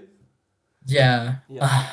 I haven't really like talked to anyone about this, but like Phantom has like super duper motivated me. Just like seeing Zac just like win Phantom, having everyone cheer for him, and like having everyone like celebrate with him after he won, just like really wanted to like really made me want to have that too, you know? Like I think just being there, even like on this big stage in grand finals, is something I really want to like get, but year 12 is in the way Yep. to have to do that first. 2026 will be hopefully a good year for Smash for me, Yeah. but we'll see. We'll And see. I'll just I'll keep like pushing towards those goals because like I think that's like the next step Yep. to where like I want to go, Yeah. Okay. and I hope to hope to like go to an international major maybe next year as well Yes, that's what I was when gonna I'm say done that. with school. Yeah, be a good break, good experience as well. Yeah, for sure. Yeah, I suppose. Yeah, I mean, we've we've made this interview go for pretty long, so I mean, Yeah. all my notes are gone anyway. But like, yeah, so any closing thoughts or any shout outs, just anyone if at all.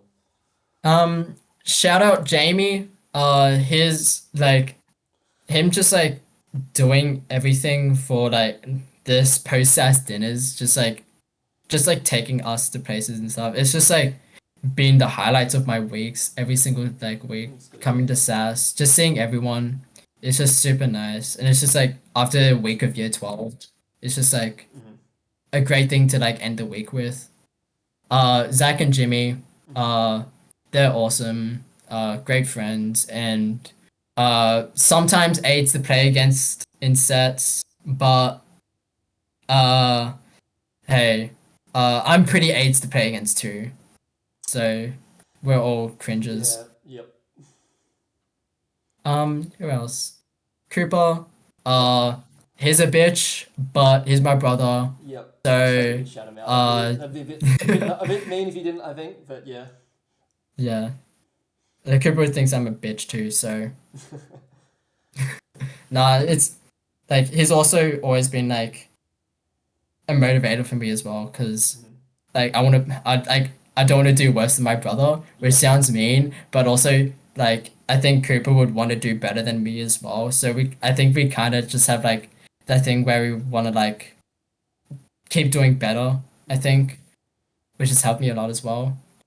But yeah, or just everyone in the Vic scene or Osmash, Yep. just everyone's sick. I love everyone. Yeah. Okay. Yeah. I suppose that's it. It was great. Thanks for being my first guest. Actually, this went way better than I thought. Thank And thank you for interviewing me. This has been yeah, so cool. yeah. Just for people at home, I am not sure when this will be uploaded. We recorded this on 14th of August. I'm gonna need to learn how to do some maybe minor editing, but I'll try and get this out. I will. I do have in mind 3 other people I want to interview. It won't be like a thing I do for everyone. Like, and I'll be honest, Yeah. not everyone is the most interesting. So I only have 3 other people. And it's 3 people that like haven't got too much like content on them. Like a lot of the Smash 4 vets have, like people came from Smash 4 Ultimate have a lot of stuff on them and a lot of history already like documented. So I just want to try and do like stuff for people not unknown. You can probably guess who some of these people are going to be, but like people like maybe in 5 years we can look back and just see like what their journey was, and just their thoughts and stuff. So hopefully, like I said, it did take a lot of research, but hopefully the next person I'll try and do this month if I can. But I'm also going to be busy as well. So That's real. yeah, all right.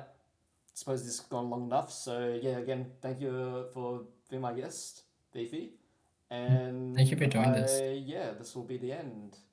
All right, I don't have a name for the show yet. I might think about it. Yeah, that's all. All right, bye bye. See ya. And stop recording. Okay.